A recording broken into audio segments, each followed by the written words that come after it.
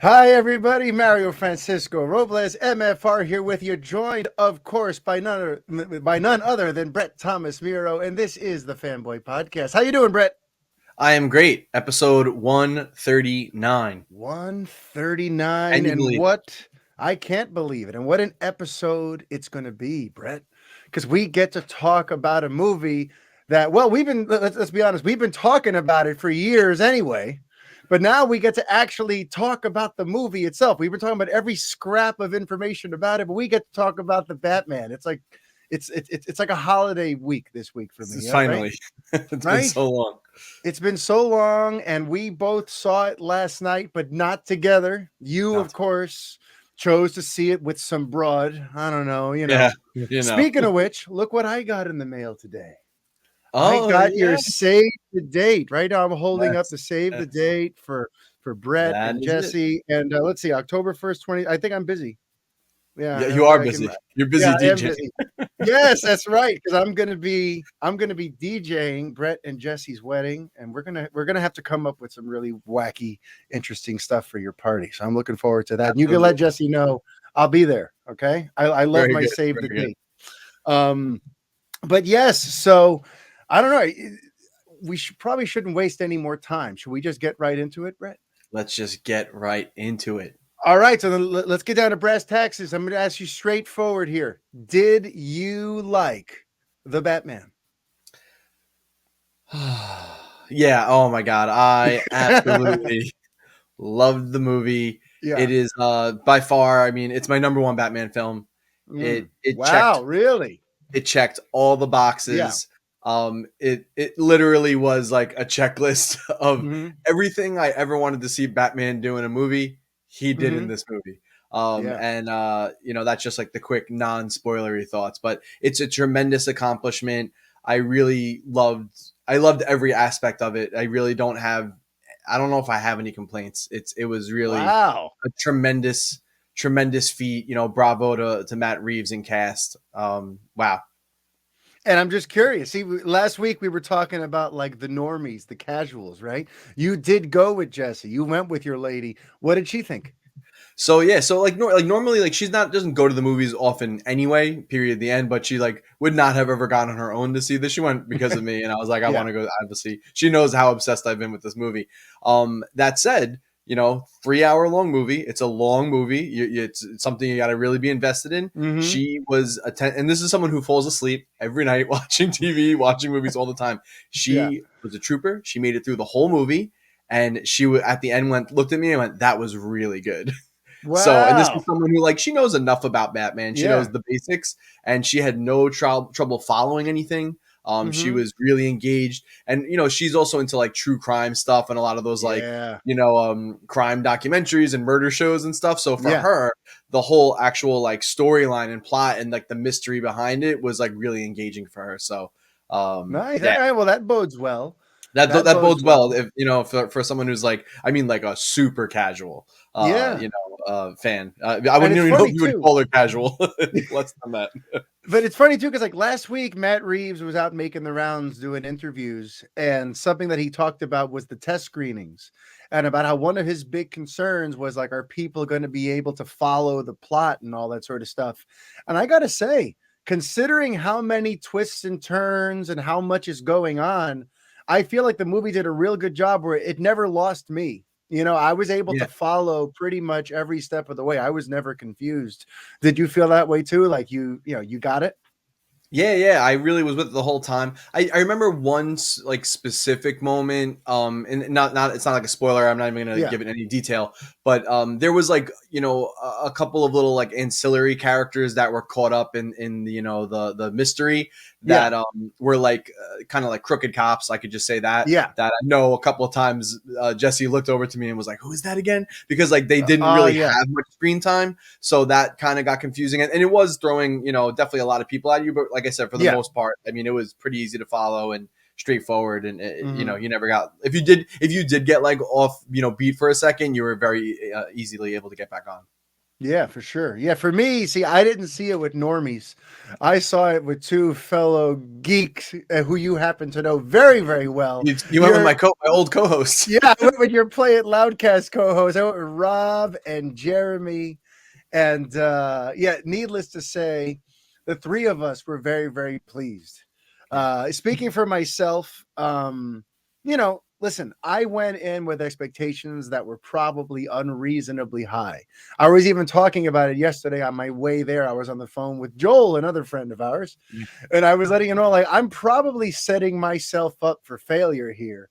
But honestly, with all the years of anticipation, with all the years of, what is this movie going to be, and following all the twists and turns, and I went into, and then reading all the reviews earlier this week, seeing that Rotten Tomatoes score, seeing IGN gave it a 10 out of 10, seeing all the people, hearing that Bill from Batman on Film was in love with it, which I'm going to get into him. I'm going to get into a conversation with him later on in this episode. I should mention, by the way, ladies and gentlemen, I should mention that later on in this episode, we have a special treat. I bring on Batman on Film, but that's going to be later on when we get into the spoiler section. So, folks, for those of you who are listening now, don't worry. You can continue to remain here in a safe zone.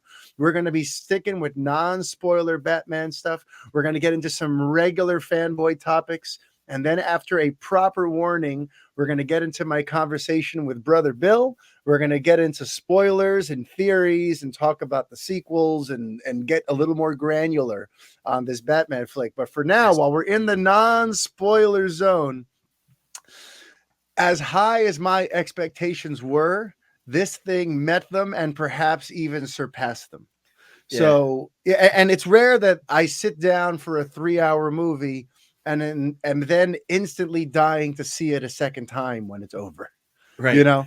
So I think Reeves crushed it. I think there's lots of things that we could hone in on, but like, let's just talk about Robert Pattinson for a second, right? Sure. Because that was a casting that a lot of people were very, very anxious about. A lot of people thought, oh, this is just that kid from Twilight. He's going to be a sparkly vampire Batman. He's some teeny bopper idol. What are they doing? And no way. I think this dude, like, I couldn't believe it. I couldn't believe how quickly I bought him. Because the funny thing is, even in the trailers, I'm like, I'm loving the atmosphere and all this other stuff and the writing, but like something about seeing him in the suit, I was still not quite, but within moments of seeing him on screen, the way they introduce him when he comes out of the shadows and does the I am vengeance and the way it's set up and that detective noir voiceover where he's giving the grizzled talk about, I love it. I was instantly like, oh no, this is Batman. Like I was instantly like hooked. But what did you think of Battinson? Yeah, I really, I'm always the one to give the benefit of the doubt. Even when they said Heath Ledger, everyone was like, "What? Are you kidding me?" And then look how that turned out. And I was saying, I was like, you know what? He's gonna do something special, and he did.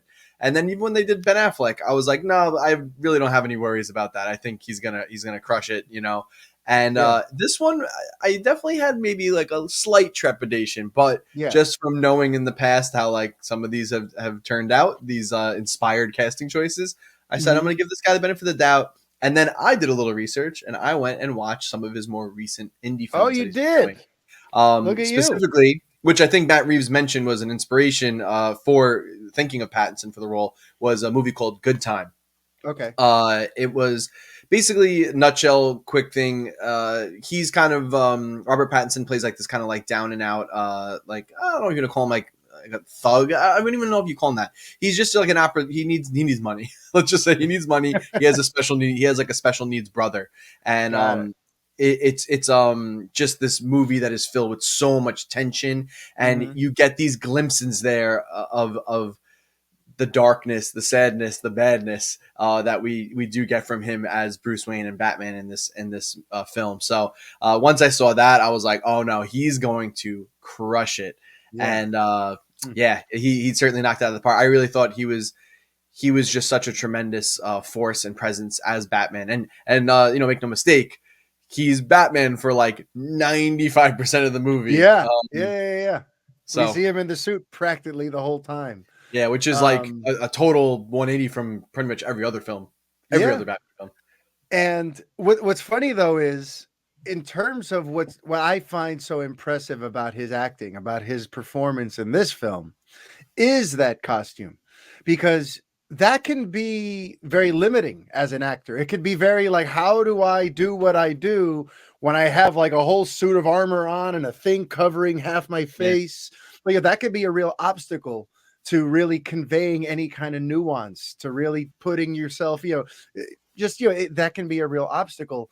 And I feel like Pattinson somehow, through his body language, through everything, he was able to give a very captivating performance, despite having to wear this clunky sort of, it's not a natural thing for a person to wear or walk around in and have to be taken seriously in, like it's and the fact that he pulled it off. And like I said, it's the body language. Like there's moments there, like in the choreography, when he's approaching some of these villains, the brutality, the swiftness and the smoothness and the violence with which he moves, like it conveyed so much. Like you could tell that part of his preparation for this wasn't just, being a good actor, but also showing how to use his whole body to convey this character. You know what I mean? Because that's not easy to do when you have a cape and a cowl and all that stuff on. Yeah. Can we talk about just the incredible level of eye acting? And I should say also not just him, Paul Dano as well as the Riddler. The eye, this sounds so silly, but the eye acting in this film was off the charts. And actually, this is going to sound even more goofy than eye acting, but Pattinson, this is going to sound really weird. I know it doesn't sound weird. His mouth acting. Like, I don't know if that makes any sense. Yeah, I know what you mean. Just the mouth, like the way he would curl his lip or snarl his teeth, or like there was so much just in that. And you owe that also to Christian Bale had a very tight cowl that kind of came very over the face, very close to the mouth, where this has very much like the Earth 1 Volume 1. I mean, I actually checked as soon as I got home. I popped open my Earth 1 comics real quick, just to really double check some of the inspiration, which was heavy. Like I had suggested that in the past, but having seen the movie, heavily inspired by Earth 1, heavily inspired. So that's definitely a couple. There's only 3 volumes. You should get on that if you haven't read it. Okay, but specifically the first one, because they do change the suit from Volume 1 to Volume 2, but in the first one, the cowl is literally like a 1-to-1 match to Pattinson's. It's very wide and open, and there's not like a thing covering the chin. Yeah. And it allows for even like the artist in the comic just to have him emote a lot more. And the way the eyes are, I mean, like literally like ripped out off the page. His eyes, and honestly, I mean, you could see his eyes in other films, but I feel like for some reason, I don't know, like maybe they were a little bigger. Like in this, the eye holes. No, they were, because you could really see the black makeup even with the cowl on. So there was definitely, the eye holes were bigger, so you could have a greater emphasis on the eye. It worked to great effect. You make me want to see like a poster that on the Batman says, "The eye acting is great." Brett Miro, the Fanboy Podcast. But no, like, listen, I'm with you on even the subtleties of his mouth movements. And I honestly think that leather face that it has, because it's not even like a hard shell. A lot of the cowls are usually, they've been pretty solid up to now. And this one is the first one where, and at first it would seem weird to me. It almost looked like it was breathable, like leather. It was soft. Right. It wasn't a hard helmet. But I think that helped perhaps with why he seems so able to emote, and you could almost feel like you're looking at his face, even though you're only seeing, you know what I mean? I feel like that leather thing kind of helps. And that it was detached from the actual torso, so he could move his head. Yeah. They did the high neck instead, and then you're able to give him full freedom on the neck, and definitely notice that. And I gotta, you are a score nerd. You're a composer yourself. By the way, folks, that awesome new theme song that you heard for the Fanboy Podcast at the start of this episode, just like the last one, was composed by this man standing across from me right now, or sitting across from me, Mr. Brett Miro. So, Mr. Composer, what did you think of Michael Giacchino's work in this film? It is, it's excellent. I'm so happy to have like Not that Hans Zimmer didn't do one. I actually love the Hans Zimmer Batman like theme, kind of for Bruce Wayne, but just to have like an iconic, melody, like motif for all the characters. Really, everyone had like a little motif. I'm a big fan when they play with that. Having the Ave Maria kind of thing for the Riddler, which they would also then play with that motif and put it in a minor key, made it sound menacing. I'll never hear that song the same way ever again. But yeah, like the new Batman theme is literally, it's 2 notes. Yeah. It's just dun, dun, dun, dun, dun. It's 2 notes. And wow, it is so iconic when it's on screen. Maybe I'll talk a little more in the spoiler chat at the end. There's a specific moment where I thought they utilized it just so amazing, and it had such an impact. And it was a tremendous scene as well. So, but I don't want to like spoil anything for anybody. It really was, that movie. It was such a treat. One thing that I hope happens with this theme, by the way, is what happened with Danny Elfman's theme, because look, it's interesting to me that to this day, Danny Elfman's Batman theme is considered to be like the Batman theme, right? And yet it was only featured in 2 movies. It didn't survive to the Val Kilmer iteration or the George Clooney. So even by the end of that particular run of Batman movies, he wasn't using that like that was only for Batman and Batman Returns.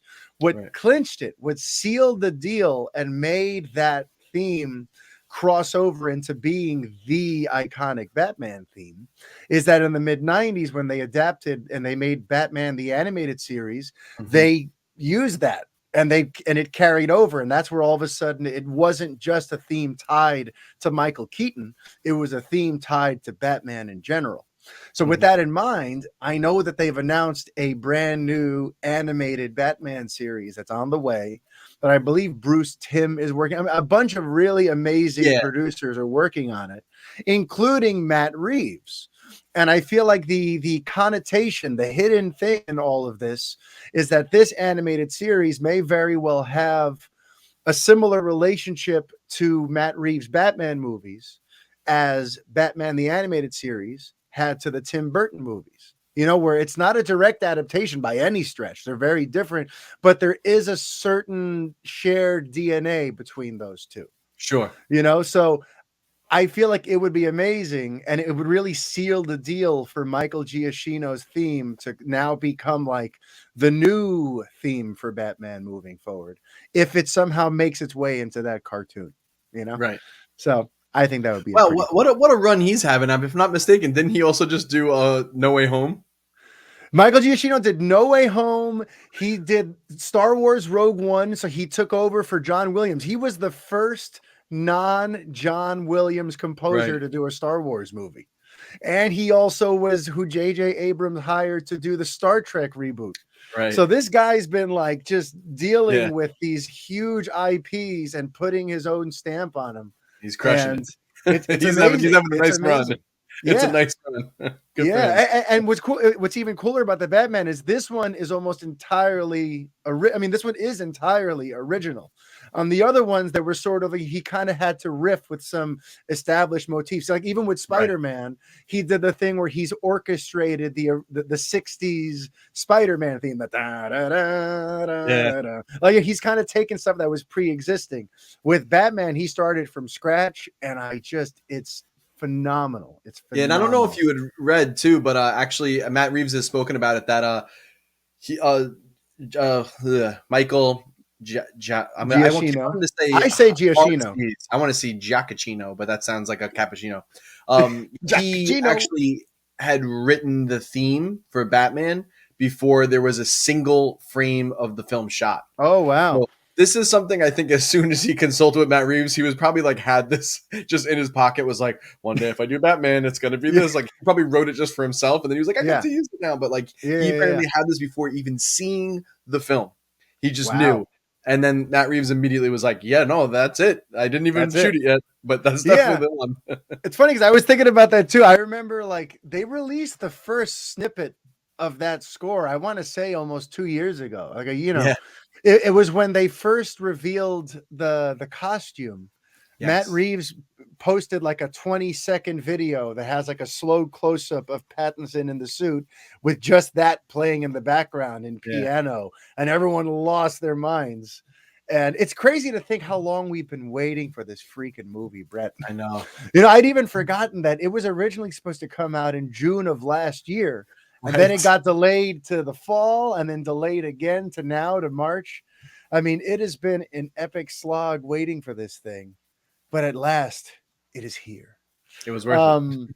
And now, as we get into some of this week's topics, I know some of you, for some reason, maybe you're participating in some ill-fated boycott, or maybe you just haven't been sold on the trailers.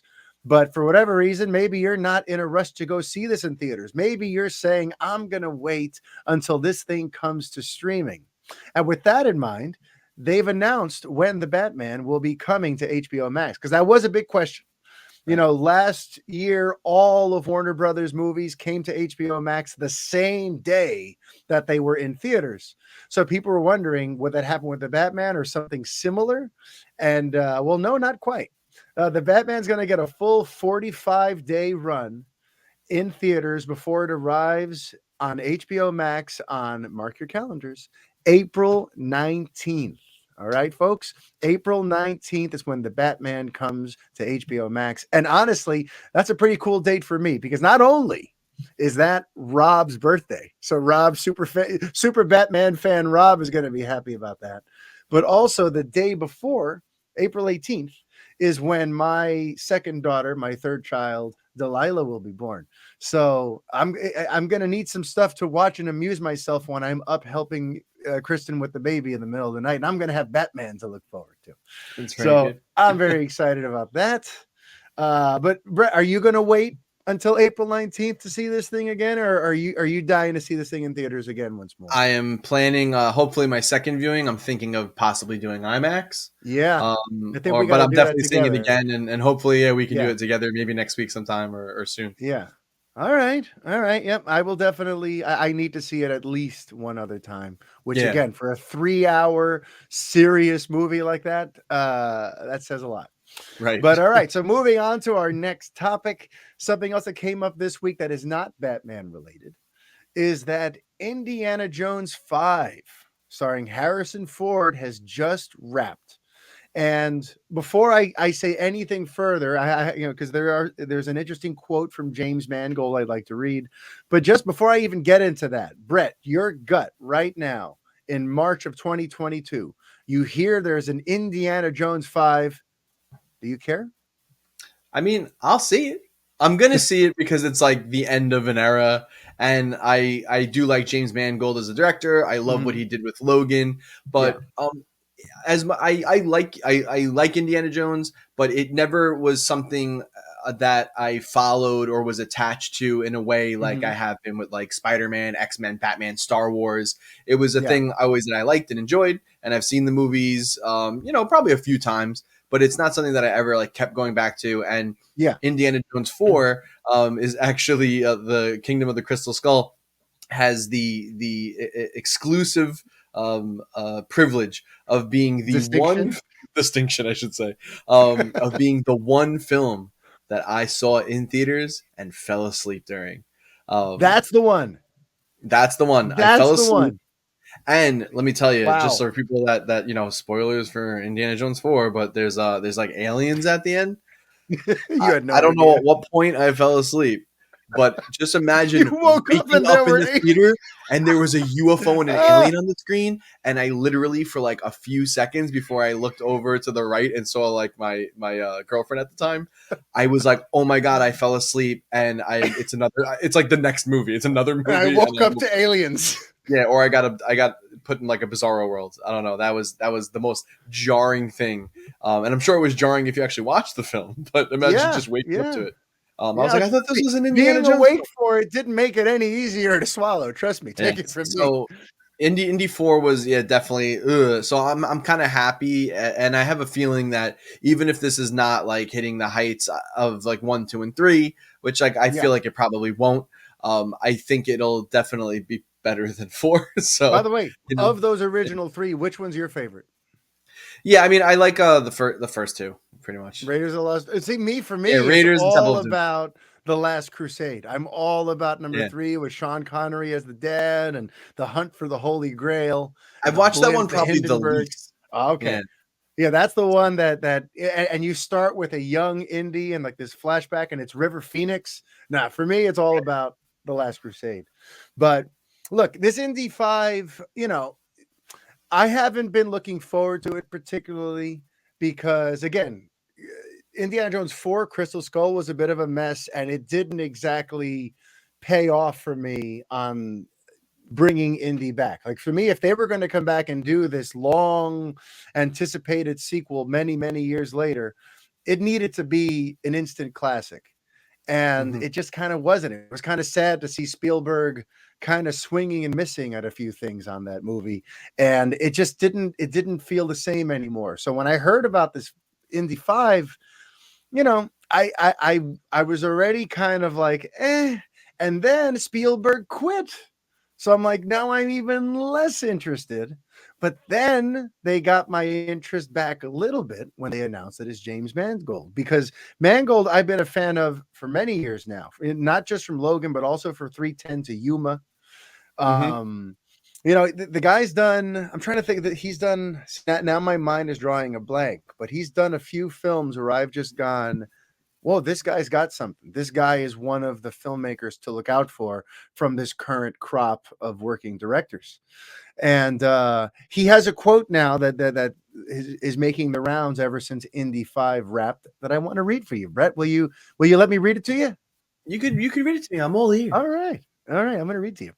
Mr. Mangold said in an interview with comicbook.com, like in all my work, I'm always trying to find an emotional center to operate from. I think the most important thing is, in an age when franchises have become a commodity that's serving the same thing again, at least for me, in the dances I've had with any franchises, serving the same thing again the same way usually just produces a longing for the first time you ate it. Meaning, it makes an audience wish they just had the first one over again. So you have to push something to someplace new while also remembering the core reasons why everyone was gathered. And to use Logan as an example of that, when you're dealing in a world of a very pressured franchise. So I like that quote because I want to just zero in on that one again, where he goes, you have to push something to someplace new while also remembering the core reasons why everyone was gathered. And then he brings Logan into the mix there. To me, that got me thinking, like, if he's not just trying to rehash and do Spielberg, if he's not trying to do his best Spielberg impersonation, right, his best, how do I recapture the old indie feeling type of deal, but rather he knows what made those movies special, but he's going to put that Logan sort of touch where he's going to take this familiar character and show him in a way we've never seen him before and depict him in a scenario that we've never imagined him in before. Now you've got my attention, so honestly, I remain a little, I want to see a trailer, I'm a little bit like, I'm not sure we need an Indy 5, but Mangold may be the guy to crack the code on making that work. So I am starting to look forward to that now. Yeah. Now another big news that came out in the last week or two is that, remember those Marvel Netflix shows that everyone was all, Daredevil and all that. Yeah. They're not on Netflix anymore. And while at a certain point we might have thought, because now, Disney's done with all that and all those characters are gone. No, Brett. 3 of the Marvel Netflix series are now officially going to be making their premieres and migrating over to Disney Plus. And I think we need to unpack the implications of that a little bit, because remember, there were 5 total Marvel. Actually, no, there were 6 with the Punisher, but you had Daredevil, Jessica Jones, Luke Cage, Iron Fist, the crossover event known as the Defenders, and you had the Punisher. But as of now, 3 of those have been confirmed to be coming, and they are Daredevil, Jessica Jones, and Luke Cage. So just first things first, what is your first impression on hearing that those three are coming over? Well, having seen No Way Home and also Hawkeye recently, where we saw the Yeah. reintroduction of Matt Murdock, Charlie Cox's Matt Murdock specifically, and Vincent D'Onofrio's Kingpin. I'm not surprised now because it's obviously like, they must be planning something because they're in these two major movies. I don't think Marvel does that just for an Easter egg. So I know. not really surprised they announced it. I mean, a little surprised maybe because I wasn't really sure how that deal was with Netflix because like I think Netflix also like might have foot a lot of the bill for those also. So like they were probably the main production house and with Marvel overseeing, I don't think they weren't like Marvel Studios productions, if I'm not mistaken. So yeah, I'm interested, but yeah, I mean, it's also telling that they brought the three over that are the most critically acclaimed out of them. I had to put it nicely. Yeah. Yeah, I think, and of the three, which one are you the most hopeful for that they would actually maybe continue? Because it's one thing to bring them over and now they're in the rerun section of Disney Plus, and you can go back and look at them like you can go look at the old X-Men movies and stuff, and it's like, oh, it's a nostalgic thing. But do you think there's one there that like they may be persuaded to continue, or that you would like them to continue? Right. So I got in a real pickle, Mario, with these Marvel Netflix shows. So Uh-oh. I was very hooked on Daredevil. I saw season 1 and 2, loved them. I watched Jessica Jones, which were there 2 seasons, Jessica Jones, or am I crazy? 2. Yep. There were 2. I watched both of those, and they were excellent, and I really enjoyed them.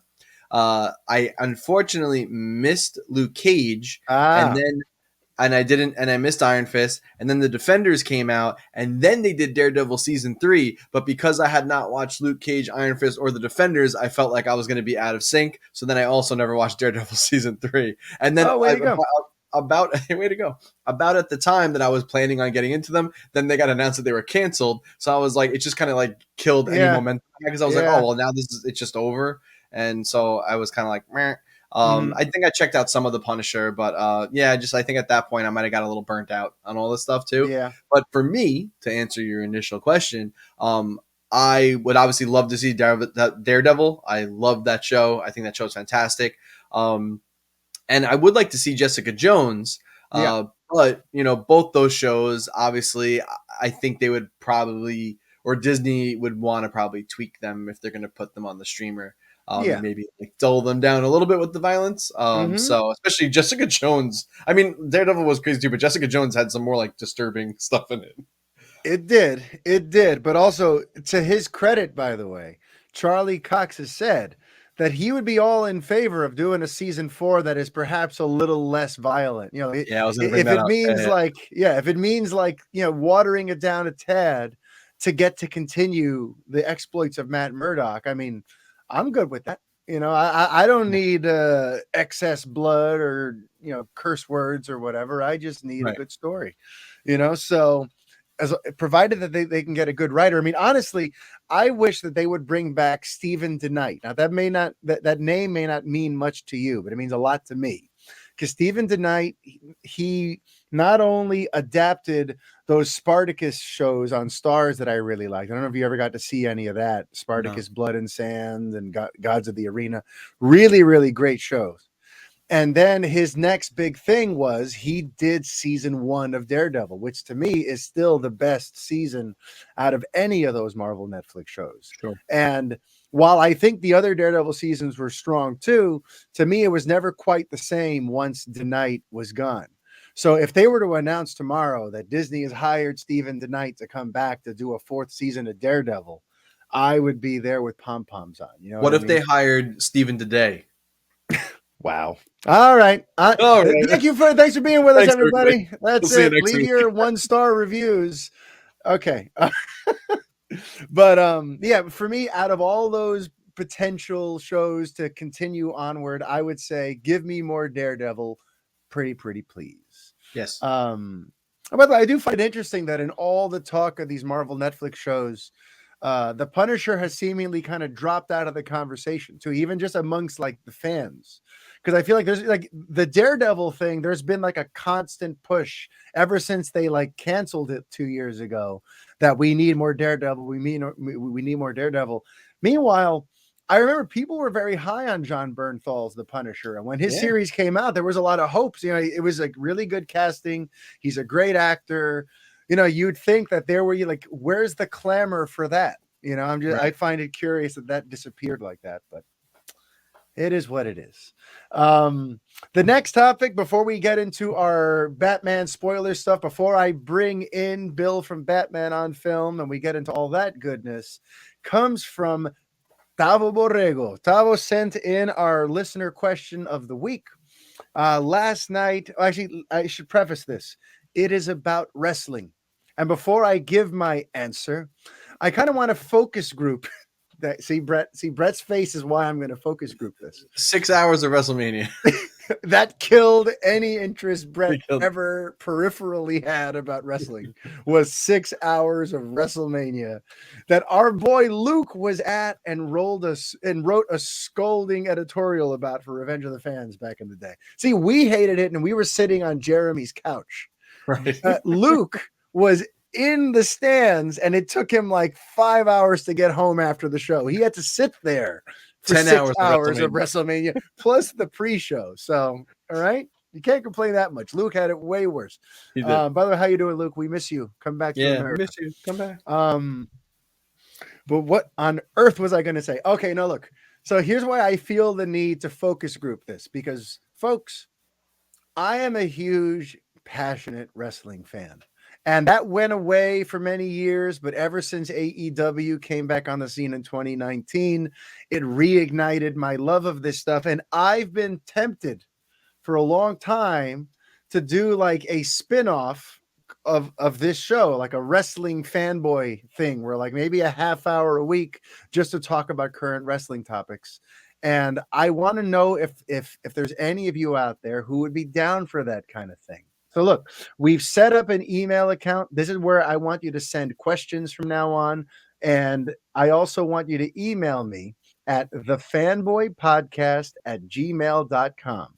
Email me there if you are a listener or viewer of this show and you would be down with me launching the Wrestling Fanboy, a quick a weekly wrestling podcast just talking about current wrestling stuff, because Lord knows I have a lot to say about it, but I tend to keep it off this show because I feel like there's only like 10% of you who give a crap, and I know Brett is in the 1% of the people who give a crap. I don't know if I have I actually wouldn't mind watching wrestling again if you point me to the nights and when I should watch and what I should watch. Right. But I don't know if I have like full bandwidth to be all the way back in, but like I'll keep up enough that like I could enjoy it with you a little bit. Listen, maybe. I can curate. Yeah, I can't promise. Give you a watch list. I got you. But all right, so now to get to Tavo's question. On AEW Dynamite this past Wednesday, Tony Khan announced that he has purchased Ring of Honor. This was the big announcement that he had been teasing for about 2 weeks, that he was going to do something. It was going to have major ramifications on the professional wrestling industry, that it wasn't just about signing one particular piece of talent, but rather a bit of a paradigm shift. And, well, we know what it is. So he bought Ring of Honor. And my take on that is this really is a huge, huge deal for the company and for Tony Khan, because right now, pretty soon they're going to be having to look at new TV deals, and they're going to start looking into launching streaming things for the show, for AEW, and having the entire Ring of Honor library, 20 years of content sitting there, that gives them a lot of content they can offer networks and get more lucrative TV deals. And that creates a great amount of content that they could have ready to go on a streaming service. So that right there, that's going to help them secure some crazy distribution deals.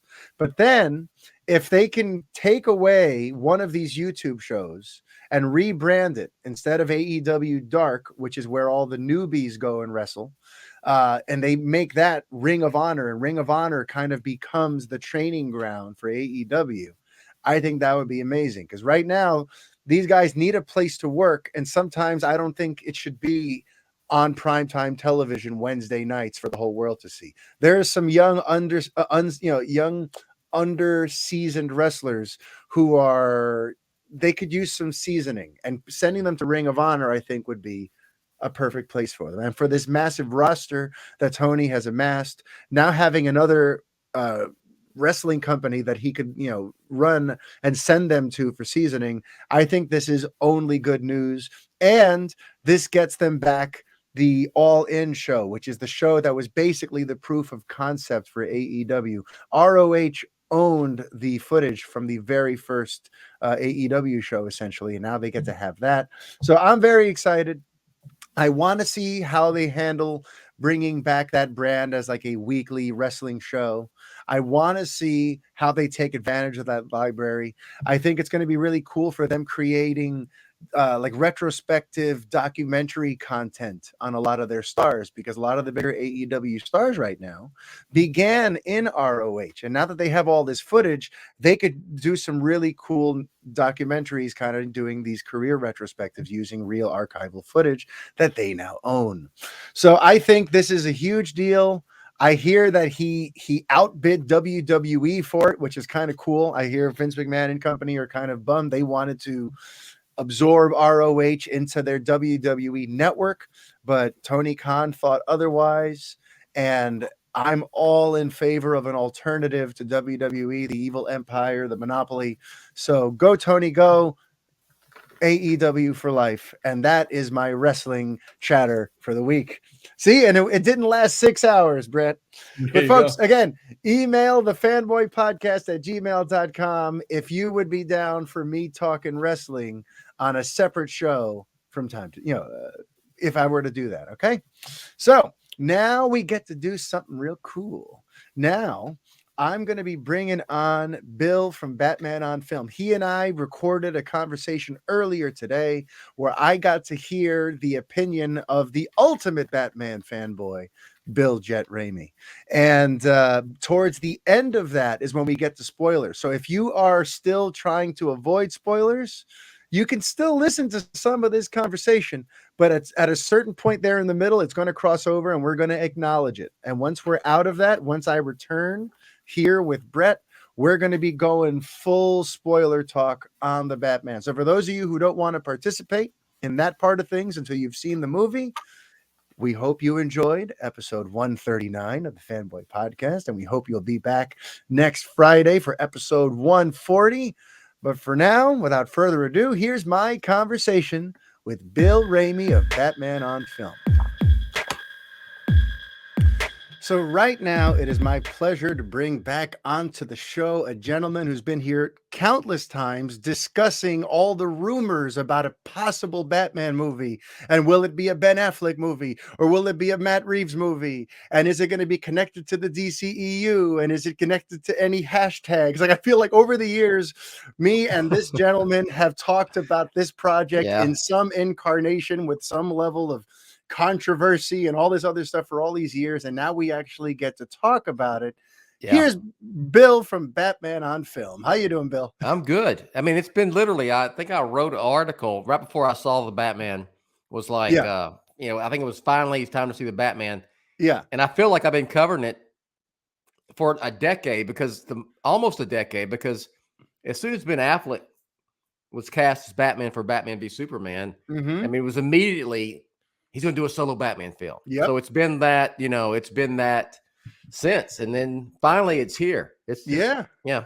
Same here over at Latino Review. I think it was in like the fall of 2014 that we first started hearing about like, oh, Ben Affleck is developing a movie. And right now they're calling it The Batman. Sure. So we're going back 8 years. I know it's the better part of a decade. And how weird is it, by the way, that this project started one way and ended a total other way, right? Because in 2014, it was going to be Ben Affleck's big solo Batman movie. And now it couldn't be less that. It's not even connected to any of that, Yeah. I mean, have we ever seen a movie kind of, begin its lifespan like this and end it the way this one has? I feel like there's like a historical thing here. I'm sure there's something that's comparable, but not in my wheelhouse or my realm of covering Batman on Film, or covering, or just our loving comic book movies and comic book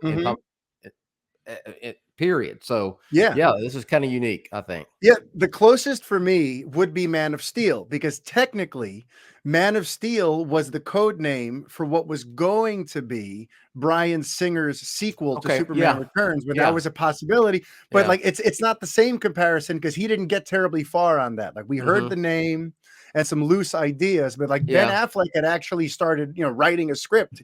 We actually kind of started getting the pieces in motion. Joe Manganiello had been cast as Deathstroke. So it's not exactly the same, but the Man of Steel comparison is kind of in that vicinity, Yeah. But Good. That's a good good comparison right there. Yeah. that's why I'm the Superman guy and you're the Yes, Batman sir. guy. It Yes, works, sir. But speaking of being a Batman guy, like, Yeah. this week has to feel like just prolonged Christmas morning for you, doesn't it?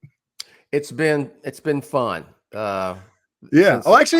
Since last week. Yeah. Yeah, I feel like we should recap because Yeah. while enough people have visited the Batman on Film website to crash it just to read your review, That's true. there might be some people who are listening and reading this who don't actually know what you thought of the film. So why don't you just generally recap what you thought of the Batman? I thought it was the most Batman, quote unquote, movie of all the live action films to date. It was it was good. It was beyond good. I loved it. I gave it an A+, man. I mean, I really, and I love the Dark Knight trilogy, and I love Batman 89. Yeah. And I really like Batman Forever, to be honest. This one really, this one hit me. It's as close to my Batman sensibilities as any Batman film has come before, because I am a solo Batman, gritty, street level, noir, detective, grounded, realistic Batman fan, and this was that. This was that, and then some. Yeah, it was. And I'm just curious, since I couldn't fly to Texas and see it with you. Which I know you have a viewing party this weekend, so I'm very jealous of the people who get to do it. But I couldn't be there for you with you to see it. But I'm just curious, was it like right out of the gate? Oh, I'm sold. When the movie started, or did it take a little time for the movie to work its magic on you? It was right out of the gate, because right out of the gate. I would say, we doing spoilers or no? Go ahead. The first time you really see Batmaning on the streets, that was it. I knew. How cool was that? That like they were showing 3 or 4 different like crime scenarios happening. Yeah. But and each criminal entity would look into the shadows when they saw the bat signal up. And it's like he's really only at one of them, but at this point he's developed this reputation that he could be anywhere at any time. I thought that was amazing, because there's always been this talk about like Batman's use of fear, Batman's use of like that mind game on the criminal element there in Gotham. But right there in those very opening moments of Batman, we're seeing the impact he's had and how they think of him and how he could seemingly be anywhere because of this sort of like fear that he's got them all wrapped around, Yeah, and I was it was that, and just you could tell from the get-go it was going to be different than anything we've seen before with the Batman film. And my expectations were like sky high. Yeah. And before I saw it, I like started getting in my head and was OCDing and thinking, okay, am I setting myself up to be disappointed? Blah, blah, blah. And then I saw it and I went, hell no, it exceeded my expectations. So yeah, I'm happy, dude. Yeah. I mean, all right. So I'm trying to think of where we go with this next, because like I've seen you discuss online that with some of the reaction to the film, there's some who are concerned about it not being like kid friendly enough and that sort of thing. I'm just curious for your take on that. Like, does it make you feel any kind of way that this is a Batman movie that you couldn't necessarily bring a kid to? Or are you fine? No, I'm fine with that. I think it's PG-13. I think 13 is the key number there. Yeah. I wouldn't be bringing, look, I'm a dad. Now my kids are all in their 20s, but I wouldn't bring my kids if they were in single digits to see this film. And I actually saw that last night at the screening. The people behind me brought like a 6-year-old. And I'm like, for real? But 13 and up is cool. And I think we get into this deal where, like Batman Returns, not my favorite Batman film. Yeah. But I mean, historically, and there was such a reaction to it because it wasn't fun. Yeah. That we got the Schumacher stuff, which I will defend Batman Forever because I do like Batman Forever. And Batman Forever is a popcorn. Yeah. It knew what it was and it went for that. Exactly. And there's a place for that. But it's also, and then just like the overreaction to, it's too light. That's not Batman. So let's darken it up. Oh, that's too dark. And it just, it's like a flip flop.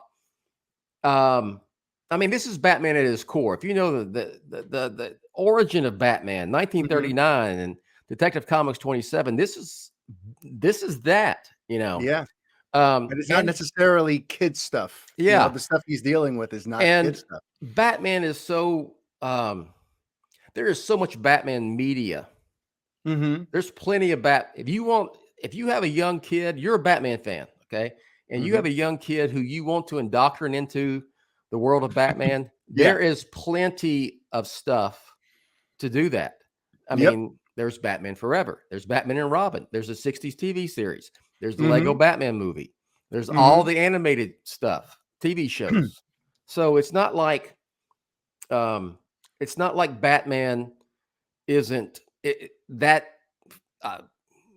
like if you don't see the movie, there's no way you can introduce the exactly. Yeah. And it's almost like I don't know. It's just we love superhero cinema and we want comic book films to be taken seriously. So when we can't really, I don't understand why we bitch sometimes when we do get stuff that's taken seriously, and then it's like, well, that's too serious.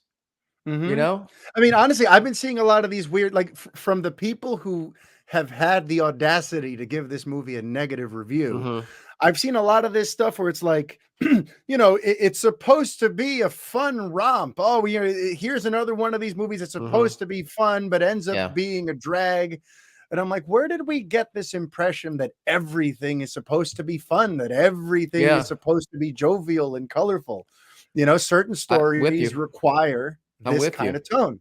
But what's funny, though, is you're with me, right? But a few years back, there was this sense of like, one of the problems that was being prescribed for like the Zack Snyder movies and the DCEU stuff was that they were so grim dark. And yet here we are going, no, dark is okay. I'm with you. Okay. My counter to that, or just what I would say is that I don't think the darkness, or for me, I'll just say the darkness of like BVS, which I'm not a fan of, was not the issue. It's just I wasn't a fan of the portrayal of the characters. Batman, first and foremost, I didn't like. I thought Ben Affleck's performance was fantastic. I just didn't like the characterization of Batman. I got you. I'm a Superman fan too.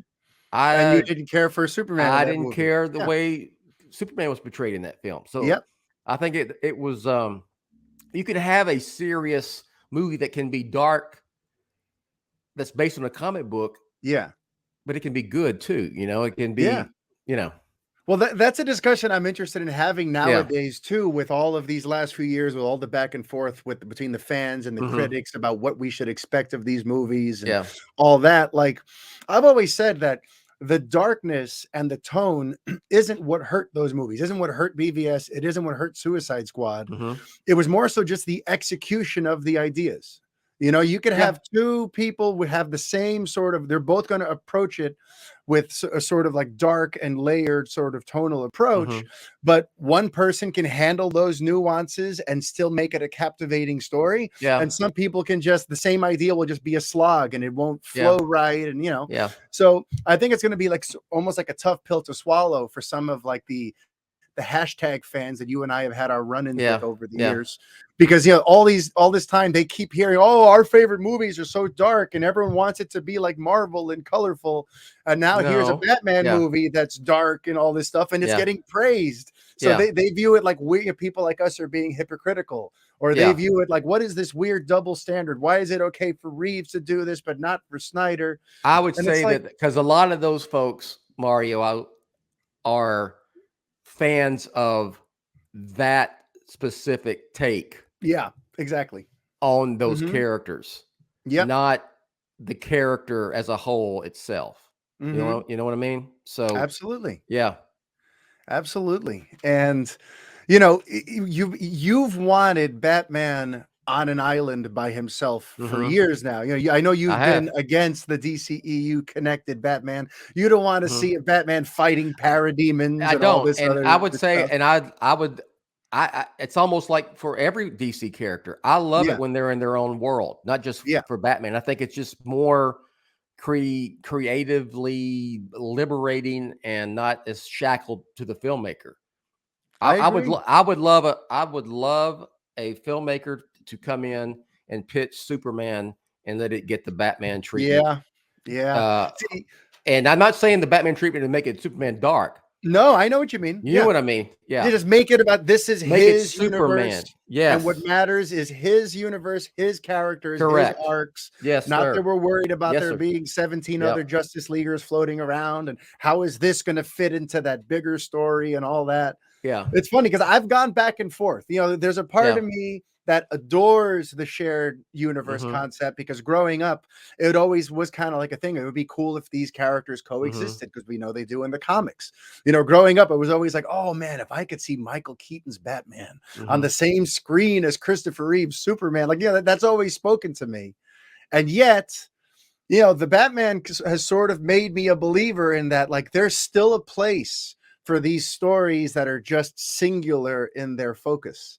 And I Mhm. think, to me, like, that's one of the things that Reeves accomplished here that I have to give him credit for. Because honestly, I walked into it yesterday very excited. My expectations were very high, but Okay. on the back end of it, I'm just like, I'm wondering if this is going to feel weird. Because honestly, for the last 15 or so years, we've all gotten used to these movies are all part of a larger tapestry. Mhm. And I'm like, is it going to feel weird that this is so isolated and so on its own? Am I going to miss feeling like there could be other heroes around? And honestly, I didn't miss it like at all. Yeah. And yeah, And I like I really do like Warner Brothers' approach to DC on film now, to where there is a segment of DC on film that's, connected, but they still Mhm. they're Yeah. different than Marvel. They are very director driven. Yeah. Even the ones that connect technically are very standalone. They're Mhm. kind of in their own little Aquaman or Wonder Woman or Yeah. whatever universe. Yeah. And so there is room for all of that. And you see, of course, you got Michael Keaton coming back, and it's going to be Batman and several Mhm. different things, and so forth. So you don't have to be just like the MCU stuff, Yeah. where it's all connected. And I mean, look, we've had Joker, which was its own thing, and it made Yeah. over $1 billion. You Yeah. got the Batman now, and there's other. I'm sure there'll be other projects that they'll do that. Okay, this is going to be this part of its own little DC thing, and Mhm. then there's if you like the connected stuff, well, we got this too. So Yeah. I think it's the best of both worlds for I agree. DC And, fans. and even circling back to like the kid friendly thing, it's like, yeah, Mhm. maybe the Robert Pattinson Batman isn't necessarily going to move a lot of Happy Meals, Mhm. but the Michael Keaton Batman that they're bringing back in the Flash Yeah, may very well do that. yeah, that And isn't it? and And isn't it just Batgirl, yeah, yes, and Batgirl. yeah. And just isn't it crazy that in this calendar year, in 2022, over the course of these next few months, we're going to see 3 different Batman on the big screen? Like, I never would have envisioned that when I started Batman on film almost 24 years ago. I just wanted another Batman movie because I didn't know yeah, that was going to happen. And yeah. Now this now, year, yeah, you're getting Robert Pattinson, you're getting yeah, Ben Affleck, and you're getting Michael Keaton. yes, It's crazy. And then Michael Mhm. Keaton, like a month later, is going to show up in that Batgirl movie, and he's Batgirl, part of yeah. that on HBO Max. Like, Yeah, there's a lot of Batman this year. it There's going to is. be a lot of chatter and a lot for you to cover over at Batman Sure. on film, isn't Absolutely. there? Yes. Yes, sir. Yeah. Yeah. And I'm just curious because I covered some recent quotes from Reeves about the idea of if there were a Superman in Mhm. his world, it would have to be like the one fantastical element in that story. He wouldn't want to overpopulate it, but he's not in any kind of rush to go there anyway. He doesn't seem to want to do any of that. But I'm just curious for you, who loves his Batman Mhm. on an island, are there any DC characters outside of the Batverse that you would be intrigued to see Reeves use in a Batman With story? Reeves, Yeah, like in this, or outside you of the just want it Batman, really. I Go wanted ahead. Batman. I just wanted Batman. I'm not gonna lie. Now, Yeah, with the other stuff, what yeah. they're doing with, the Keaton stuff and all Mhm. that, I'm open, Got I'm it. open, Got it. So with the Keaton Batman, bring on the yeah, crossovers, bring on the stuff where he might be fighting parademons and aliens and whatever, yeah, but keep your Pattinson thing pure and grounded yeah, and on its own. mhm, yeah, Got it. yeah. Got it. Now I'm curious, where are you excited to see Reeves go next? Do you have a particular, like, because they seem to sort of set something up there towards the end, and we can get into some spoilers here. At the end Okay, there, okay. Riddler and the Joker seem to Yeah, kind of hit it off in the yeah, prison, and you kind of get the sense that, like, oh, okay, that could be a direction we're heading. yeah. But is there anything? Is there any like story, be it a book that you've read already, or You anything know, that you'd love to see Reeves just go full steam towards? here's my thing with that. Yeah. My deal is, okay, what story do you want to tell next? Hmm. Because okay, since we're being open, I mean, as you see in the Batman, Yeah.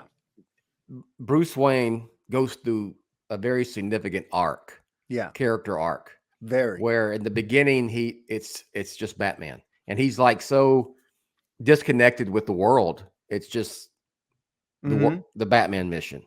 Yeah. Um, and then he has an epiphany almost, and it kind of coincides with the Alfred thing, and then him and Alfred, and then his family, what he found out about his family and all that, and then he changes, and at the Yeah. end he goes from vengeance to, at the end, it's justice, and Yeah. I can be something for all of Gotham instead of just Hmm.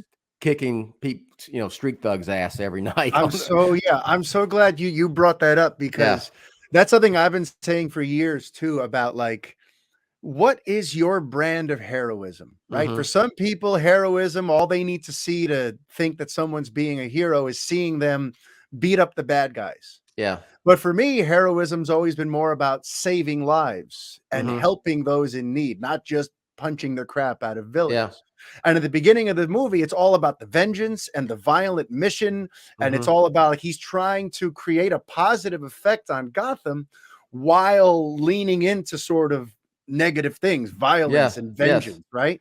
But Hmm. then by the end, when one of Riddler's goons says that he is vengeance, Hmm.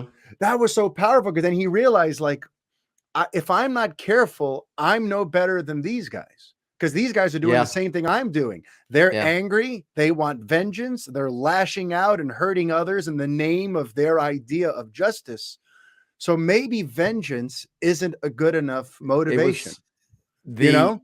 it was that and the Alfred scene in the hospital, Yeah. and that it's like he had an epiphany, Hmm. and then there, it's not coincidence that you had this. Then you have the Riddler taking out the corrupt officials in Gotham. Okay, that's Hmm. cool, and that's kind of Yeah. intimate and all that. But then you have, the Riddler, blows up the levees, and the Gotham, and Yeah. at the low level is flooded, Hmm. and Batman has to do something bigger. And it's not just like he went in and then he fixed all the Yeah. levees, It and didn't go well. Yeah. It didn't no, go well at no, all. but him going into Yeah. that water Yeah. in that building, that arena that had crumbled down, Yep. And it's not a mistake that he puts out his hand to those folks. Mm-hmm. And it's the boy who's the first to take it. Oh man, that was amazing. Yeah, when it's the Yes. boy who isn't even on camera at first. He reaches his hand and you're looking at the mayor, and all of a sudden the boy's hand comes through. Yes. And it's like they're waiting. It's like, well, shit, that's Batman. Yeah. They're afraid of him to help. And the boy takes his hand, The boy takes his hand and then he guides them Mario, all out. Yeah, I know. I mean, how about that moment in the first scene when you see the boy playing with his dad, and at first I'm like, is this a flashback possibly? Are we looking at the guy who's going to kill Thomas and Martha? And here's Bruce having a tender moment with his father, but then it doesn't end up being that. This guy gets killed, and you almost forget about the boy for a second. Yeah. And then as Batman's going through the scene and he's almost ready to leave, he sees the boy who's now processing this loss, and it hits so close to home. And even before that, stops him in his tracks. He sees the little blood print. Oh yeah, that was the detective in him. Footprint. He sees it, and he looks, and they go, "Yeah, the kid. Right. The kid found him." And then he looks at that kid. Woo, okay. All right. Yeah. And even just that inspirational visual at the end when he's leading them all out, holding the light. Yes. You're guiding them. And they're following him. And they're following Batman into the light. And he's, like that was his coming out party. That was his birth into being Batman, into being the hero. Being Batman and being a hero for all of Gotham. Not for just himself. Yes. To beat the shit out of people because he's pissed off and he's disconnected from everybody. Here's how he actually saves Gotham, by inspiring people and making people feel like, no, you're not forgotten. No, there is somebody out there who's in your corner, who's got your back, and is going to make these corrupt bastards pay for what they've done. And it's, that makes me super excited for where things go next. Because up until that turning point, listen, I was still loving it and I was all with it, but I was just sort of accepting like, okay, so this is more of like a dark, violent Batman. Like he seems a little more unhinged and he's more about this vengeance mission. So I'm like, it took me a little bit to like adjust, but I'm like, okay, so this is what this Batman is like. Then at the end, when he has that flip, I'm like, oh, so I just watched him evolve into the Batman that I've always kind of pulled for. You know what I mean? So it was like, that's when I realized, oh, there's a whole arc here. Like we really took him place. This wasn't just about solving the crime and getting to the bottom of it. This is about Bruce finding out who he is in this role, Yes, because there's no Bruce before that. There is no Bruce. Yeah. And that's so to where we're going to go. I like to see what does Bruce Wayne do next? I mean, does he take up the new mayor's advice, and become more of a philanthropist for Gotham, which I'm sure he will. I'm always, with me, it's always about, okay, what story do you want to tell? All right, Matt Reeves, what story do you want to tell? And then, okay, what villains will fit that story? What Batman characters will fit and Riddler that story? Fit this story perfectly. Yes. Riddler was like, mwah, the perfect casting. Yeah, because once when you start going, okay, the villain's going to be, I don't know, let's say Bane or whatever, or Killer Croc, Clayface, and then we'll build a story around that. Yeah, that's when you get yourself into trouble. Is what the '90s films got themselves into trouble with. Decide, okay, what's the next phase of this Batman? Okay, we're going to tell this. So who would fit? That's where I'm at. So I won't sit there and say, oh, I'd like to see the Joker. I'd like to see Hugo Strange. I'd like to see whoever, Poison, whatever.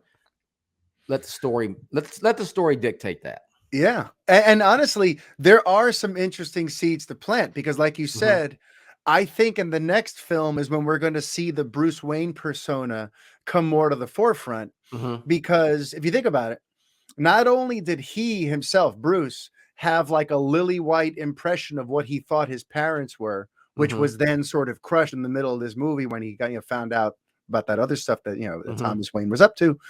But the whole city went through that because remember that revealing video that the Riddler put together about the Mhm. true Thomas Wayne and what he Yeah. did with that reporter, that was broadcast on the news for all of Gotham to see.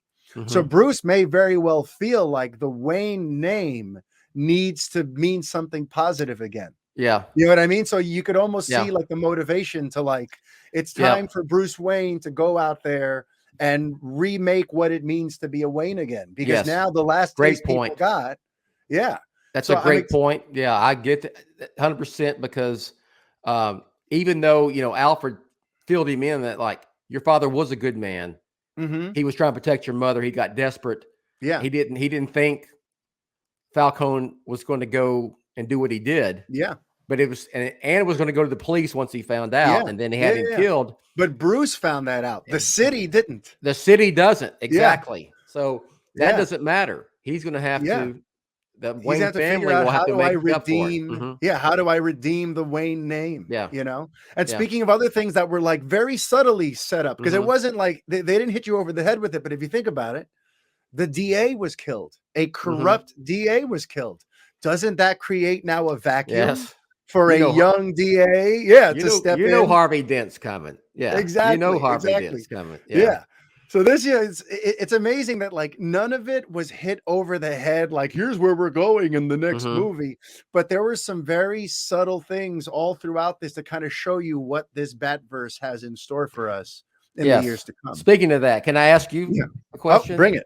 Yeah. How, after seeing this movie, how ready are you for that Penguin HBO Max series? with Oh, Colin Farrell? absolutely. Absolutely. Yeah. I swear I was talking about this on the way out because when I first heard this, when I first heard of the spinoff, I'm like, Yeah. all right, I'll probably check it out. Yeah. It's Gotham, whatever. Yeah. But after seeing this movie and realizing like, oh, as soon as Falcone gets killed, there's this vacuum of power in the underworld. And now Penguin's going to rise up. Yeah. Oh, now I want to see how he does that. Yeah. It perfectly Yes. set that up. It no longer felt like an arbitrary sort of cash-in spinoff. Now it feels Yeah. like a true companion to the movies, And as great as and he was so good in the role Yeah. that I wrote in my review, I said, Colin Farrell made me hate the Penguin at the same Mhm. time and want more of him.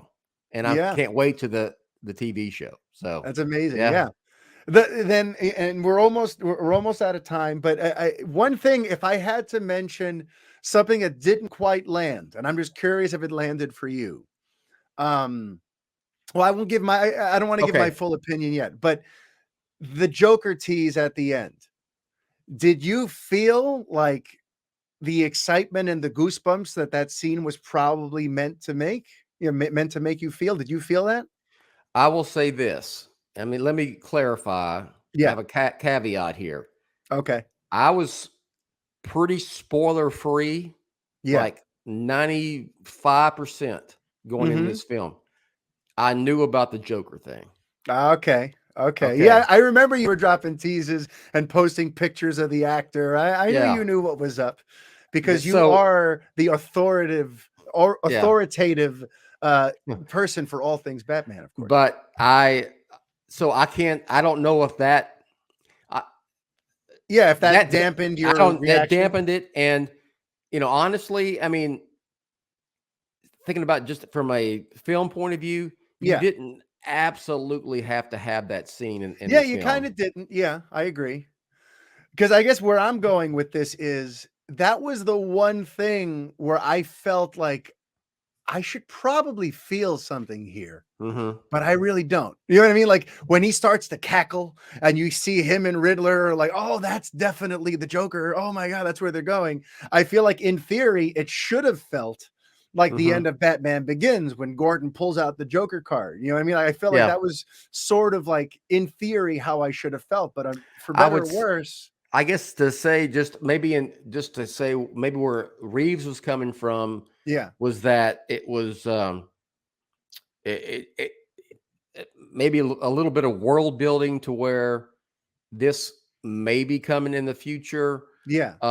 And also it showed the Riddler just completely unhinged, as like because the whole Yeah. mission Mhm. You saw that, but you got that when Batman confronted Yeah. the Riddler, where he told him, he told him that you're just basically You're you're just a just a damn psycho and loser, yeah. that no one cares about, and he Yeah. flipped out. This was now this was supposed to end, but Yeah. yeah, How I would unbelievable was Paul Dano, by the way? Just side note. fantastic, Unbelievable. Unbelievable. But okay, fantastic. I mean, yeah, but I mean, but back to the Joker though. Like, yeah, so I know that that's what he was going for, and a yeah, little bit of world building, and it was an interesting character beat to know that we're not yeah, quite done with this Riddler. But I guess between the ending of Batman Begins, which already gave us that big "ooh, the Joker's around," mhm, and then getting the Joker in the Suicide Squad that we got for a little bit, then getting the Joaquin Phoenix Joker 2 mhm, years ago, and then the fact that like even on that Gotham Fox show that I never watched, I know there was a yeah, lot of yeah. Joker stuff there, and I I know didn't there's watch going to it be a either. Yeah, Joker on. Yeah, I know there's going to be a Joker on this Batwoman series that's out now. I'm a little jokered out, so I yeah. feel like that was the I only think thing. you've got to if Reeves does trilogy, Yeah. you got to have the Joker to be definitive. Mm-hmm. But I would say maybe if Save it. I had one thing, maybe cut that scene and just Yeah. save it for the future. Yeah. But all in all, I mean, the Batman was an unbelievable sort of instant classic in the comic book superhero genre. Mhm. And it's got me over here waiting with bated breath and breathless anticipation for somebody to do the same thing to Superman. Yeah, I can't wait till I'm in your position. Where You're waiting, and I'm in the line right behind you. I yeah, promise. I really good. am. Good.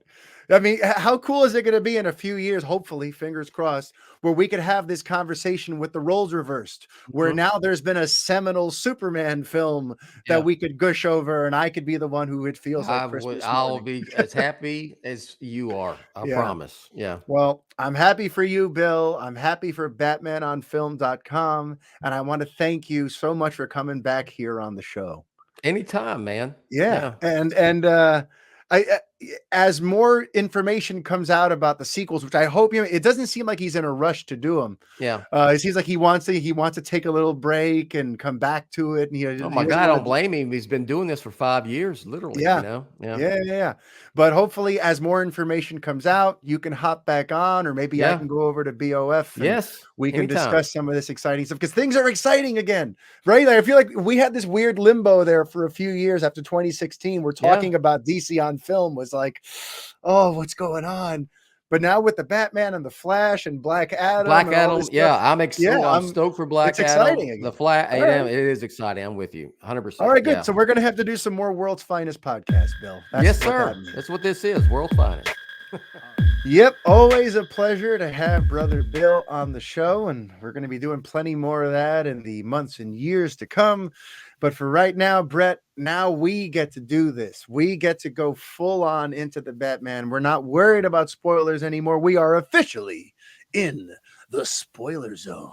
We're dancing. So we're dancing. We're dancing. So earlier you mentioned that there was a particular point in the movie where the score or the motif of Batman was played to its most powerful effect. And when was that for you, Brett? So there were actually maybe like two moments different, but for the main one with the down was that incredible freeway chase scene with the Batmobile and Penguin. They kept like interspersing the theme with him just like doing these crazy maneuvers on the road, and I thought like there was hitting me so hard. I was like, this is Batman as fuck right now. Like it was like, it just totally was like, this is so Batman, and they just nailed it. I also particularly loved there was some use at the end in the third act, and then there's this like really if you listen to the entire theme, because they did like show the actual track, you can listen to it on YouTube or whatever for free. Yeah, there's this like little sweet motif that kind of comes in with it that's got this like very heroic, inspiring, like melancholy sound, and they use that beautiful moment at the end when Batman. I mean, we should talk about the third act because I've seen a lot of people saying that was where things kind of fell apart for them. Yeah, in a way. I don't get it. And for me, I was I thought that was such a tremendous third act. I thought it was incredible, and the ending was so hopeful and inspiring. And you actually, we talk about this like all the time, right? We don't see heroes being heroes, and like you really saw this Batman grow, and you saw him at the end just being heroic and being out with the people and not hiding and realizing why he had to be. It wasn't arbitrary. There, like something it was so powerful. Yeah, it really was, and that score worked there tremendously. And everything about the score just like elevated that movie to another level. Yeah, but I don't get that criticism.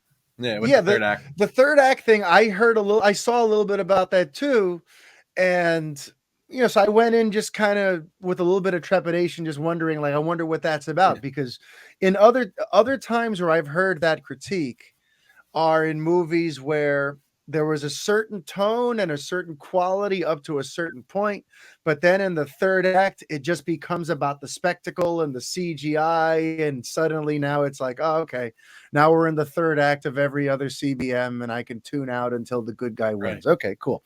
So I kind of thought maybe it was going to go that way, but like, it never lost the story. It never lost the thread of why we were doing any of this. Right. Everything that happens there in the third act is like the natural progression of where things should go. And I feel like maybe people were thrown off by like the false ending of like catching the Riddler. Maybe they thought that, oh, the movie's ending. So the fact that it continued past that point, people just like they had already mentally sort of checked out. And now it's like, wait, there's more. Right. But whatever the case. Thinking. Yeah. Yeah, or people were mad about like the big that it did evolve into like this big like I don't know what to say, like big attack on the city, and it kind of like grew outside of the smaller intimate aspect of the film. I guess maybe that's what people were mad about. But I'm not even sure what anyone was like. Yeah, I'm not even trying to figure out why people would dislike certain things like that, but yeah. Honestly, the third act to me felt like a natural progression of the story. It caught me totally by surprise. It was shocking when you realize that he was going to blow these sea walls and we're going to flood the city, and there's no real way to stop it. Let's talk about that. Batman basically fails, by the way. Yeah. This whole, like, he gets the bad guy, but like none of this goes very easily. The whole city gets flooded. They don't talk about a death toll, but you have to imagine there's been a lot of casualties on this night. And even there in the arena, he kind of loses, like the fight doesn't go exactly as planned, and that center thing is about to electrocute and kill all the remaining people. And he has to, like, none of this is easy, and none of this is like nice and tidy. Batman saved the day and we all get to ride off into the sunset. This was a struggle, and he wasn't able to avoid the calamity that it became. But somewhere in there, he found he found the hero in him. He stopped becoming just the violent vigilante and became the hero that can inspire Gotham to actually be better. Yeah, you really incredible. See the toll that being Batman has taken on this, version of the character. I mean, in every way too, not just physically, obviously physically. Actually, I want to let's talk about that a little bit. First of all, the physicality in this movie was just tremendous, and in contrast to some of the things that came before, something that was frustrating to me in the Nolan films was the way that a lot of the fight scenes were shot. They were very, especially in Batman Begins, it got a little better as the series went on, but Batman Begins, I mean, it was so frenetic. You couldn't see anything. The shots were too close. You couldn't see what was happening. You couldn't see any of the choreography. And I feel like every time there was a fight scene in this, you could see every little thing that was going on. It was visceral. And you really see Batman. He's taking hits. Like, I shouldn't say in some of these fights. Like, he takes a lot of hits in each fight. Like, he's not like this perfect, like, judo master, just like, countering everything. Like, he really, gives it his all. And it's a struggle. Like, he's burnt at the end of these fights. Like, it's something that, in the original like Watchmen comic, they didn't really do it in the movie version, but in the comics, like you see, there's that scene where the Silk Spectre, like they get into like a big fight, like in the alleyway, and at the end of it in the comic, you see them like they look haggard and like ugly and sweaty and like spent and just beat. And that's like that's the reality of like what this would be. So Yeah. I love that it wasn't like this perfect, he wasn't this perfect savior, so to speak. Yeah. Yeah. I mean, okay, I'm trying to think of like where we go next, because I could talk about this movie for probably hours and hours. But Yeah, I could too. let me ask you, like with Catwoman, what did Mhm. you think of Zoe Kravitz's Selena Kyle? It was her characterization was perfect. I loved it. I loved the Carmine Falcone being her father, which is kind of like a newer thing that's been suggested in like some of the comics and stuff. But Yeah. I thought she played it. I should in general with the tone of this film, because some people were saying, "Oh, this was something you were worried about. It's very Mhm. gritty. It's very real. It feels too close to the Nolan films." But really, after seeing that film, it made, in retrospect, it made the Nolan films feel more fantastical to me and less Hmm. grounded, because this was so grounded. And Yeah. honestly, if anything, I got more Batman 89, Batman Returns vibes and atmosphere and tone from this movie than I Yeah. did from the Nolan films. Like, I was totally getting that way more. But Isn't it funny definitely, how it's simultaneously more grounded but also more stylized than the yes, Nolan films, right? Like you'd yeah, you'd be amazed, because you'd think, oh, more grounded, it's going to seem just super real world and tactical and logical, and yet no, this is definitely like a comic books, like stylized, yeah. heightened reality. You know, There's like a little bit of like that, like I almost want to say there was like some Batman 66 like influence like in there. Like even like the way that Zoe Kravitz played the character, like she had some of those, like there were some of those like cheesy or like cheesy or corny, but like those little one-liners, oh, I have a thing for at least she straight. didn't purr like an I have actual 9 cat. lives. Yeah, she didn't Yeah, purr at least, and I'm but like glad she didn't actually purr. I didn't mind those lines, like Yeah. I have 9 lives, whatever. Like, yeah, it was a little cat punny, but like Yeah. it called back to the campiness of the old ones, but it was delivered so well and earnestly Yeah. that, but I like that. Like, I feel like Reeves really pulled from like the entire like He really Batman did. universe that Mhm. we've seen. I mean, even like the animated series, you could see like influence and touches from that in there. Mhm. One Just the thing way that some shots were surprised framed and me, stuff. yeah. One thing that surprised me though about Catwoman was that I'm used to her being like there being two dynamics to her where you're not quite sure if she's with you or against you. And I'm not criticizing, but I noticed like Reeves seems to be painting her as if she really is just like a straight up anti-hero, that she's not Mhm. also a villain who might be trying to stick it to Batman. You know what I Right. mean? He played like his Selena Kyle is actually sort of earnest and trying her best to make the best of a crappy situation, which all Selena Kyles have been that way, but they've also been a little bit duplicitous, and you can't Right. quite trust her. And sometimes she'll do things that screws Batman over for her own gain. So Right. that was one thing I noticed about the characterization here. Is like, all right, so he's playing Selena like she really is like one of the other heroes in the story. So I thought that was interesting. Yeah, she was really like a Um, co lead, and yeah, it's very much like her story as well, which I really yeah. appreciated. Yeah. By the way, since we were talking about it a couple weeks ago, they did end up going full Telltale with this, right? With like, Yeah. with the Wayne family coming from old money and what that family means to Gotham City, and how they're not actually this lily white family, or at least that's how Riddler sort of framed it.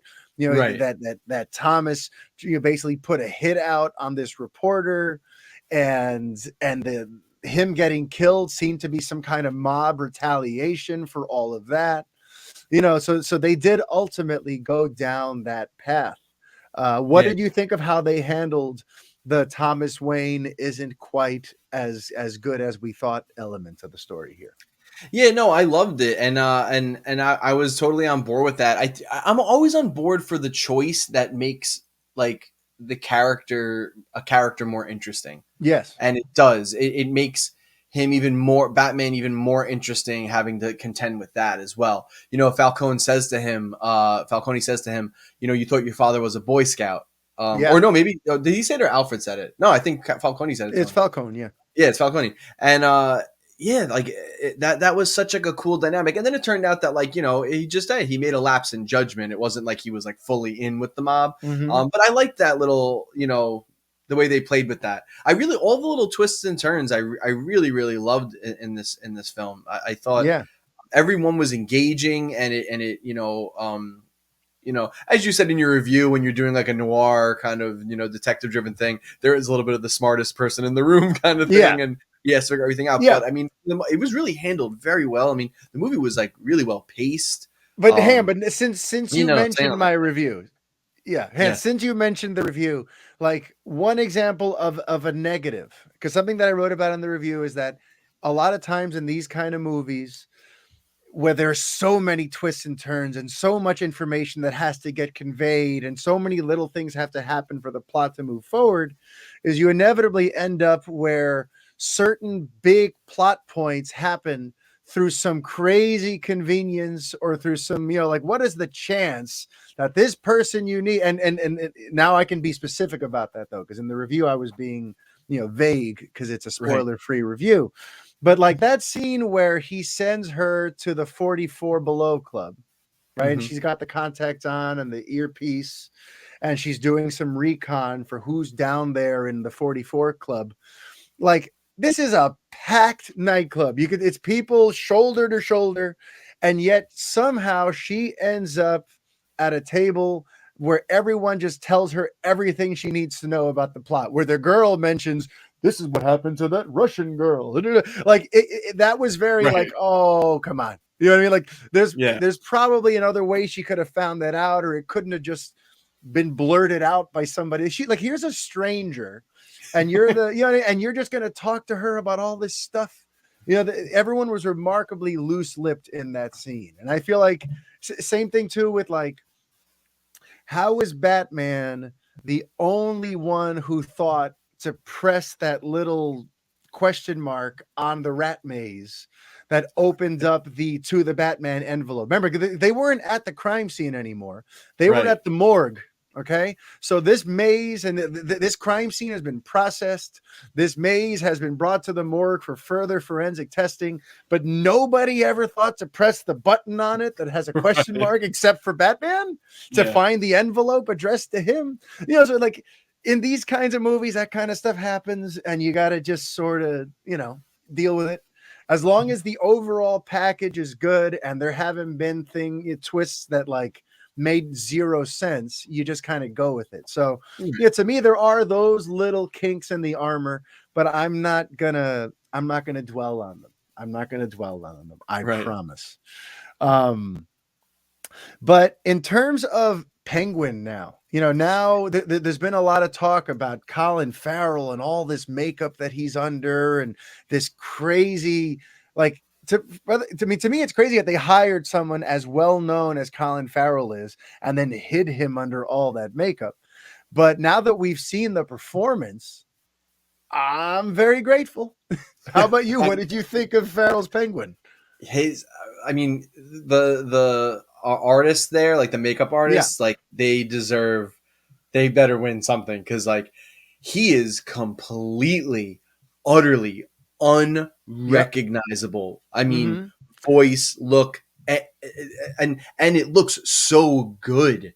It looks real. I believe that's a real person, and I love that he went for like the gangster style. I love the choice. I like every choice he made. He swung big. He's definitely one of like the bigger, larger than life characters in a way. Definitely with his personality, I should say. But it worked and it fit, and it was it was tremendous. And like, basically it was like not an origin story for him, but it really, it's incredible. Like even some of like the minor or like secondary characters had like really big complete arcs, and the movie left them off in these just like amazing places. Like what a feat. Like, like he used that 3 hours to such great effect, like where I could name a million movies probably that get so bogged down when you have too many characters. And granted, like not all 3 hours long, they may be closer to 2 and everything, but like he utilized the time that runtime was utilized like perfectly. Well, and look, it totally got me all kinds of excited for this Penguin spinoff, which I wasn't before. Before I'm like, I'm not big on movie spinoff series in general. But then again, Peacemaker got me all excited, right? And now this one, look, the fact that now we see this power vacuum where Falcone's gone, and in this movie you see the Penguin start putting the pieces together, realizing, oh, wait a minute, this could all be mine now, because Carmine was the guy and he's gone, and I could step in and fill that role. But you can also tell that, like, he's not all there. There's something about him that's a little broken. Like the way he says, I got you, when he thinks he killed Batman. Like, well, I'm going to give you a quote that I think informs what makes his Oswald Cobblepot so unique, because his inspiration I find interesting, and it does come through. So let me just read what he said first. Let's see. Let me just make sure I read the right quote. Yeah, definitely make sure you read the right one. It would be nice if I read the right quote. All right, here we go. So he said, there's a certain amount of brokenness in Oz that I think, as a reference, not for me performance-wise, but just emotionally, as a reference for Matt, I think Fredo from The Godfather was a bit of a reference. You know, Matt was just talking about somebody who had very real and very lofty ambitions, but never really had the opportunity or the chance to explore them, and was maybe looked upon as someone who was handicapped, whether it was psychologically, intellectually. You know, Fredo was frowned upon as less than the other brothers. And maybe Oz as well in his life was looked upon as somebody who wasn't capable. And so that's one of the things that fuels Oz. I'm like, what an interesting sort of like psychopathy to base the character in. Yeah. This idea that he's got these ambitions, but he's always been underestimated. People see him as just kind of like, you know, maybe damaged goods, or he's never good enough to be the guy. But his now nickname's the Penguin. Yeah, That shows you right there that they definitely see him as different. You know, they don't. Yeah, they and give that's him a totally goofy new way to nicknames, show him. Yeah, because up Yeah. until now, whenever we've seen the Penguin, he's like the leader of his little crime family, you know? Right. But here in this context, he's kind of like a henchman who is now about to step up and assume, you know, the major domo role in this crime family, so to speak, you know? So it's going to be really interesting to see where they go with that. And actually, there was even a comparison to Scarface that I wanted to share when it comes to this spinoff. One of the producers, a guy by the name of Dylan Clark, said, we're doing a spinoff with Colin Farrell as Oswald Cobblepot, seeing Oz rise to power, almost like a Scarface story. So here we go. We have the Godfather reference. We have Scarface. It's exciting to do something like that just as a standalone, but it speaks to the character and our movie, so that you'll go back to the movie and say, oh, I see that backstory there. That line refers to this. We have to get into what made him the man he is. So that's interesting, because it seems like it's going to be a series that simultaneously sequelizes the Batman, but perhaps also flashes back to show us how Oz even got to this position to where he's now going to take over and, you know, be the head of this crime syndicate. You know what I mean?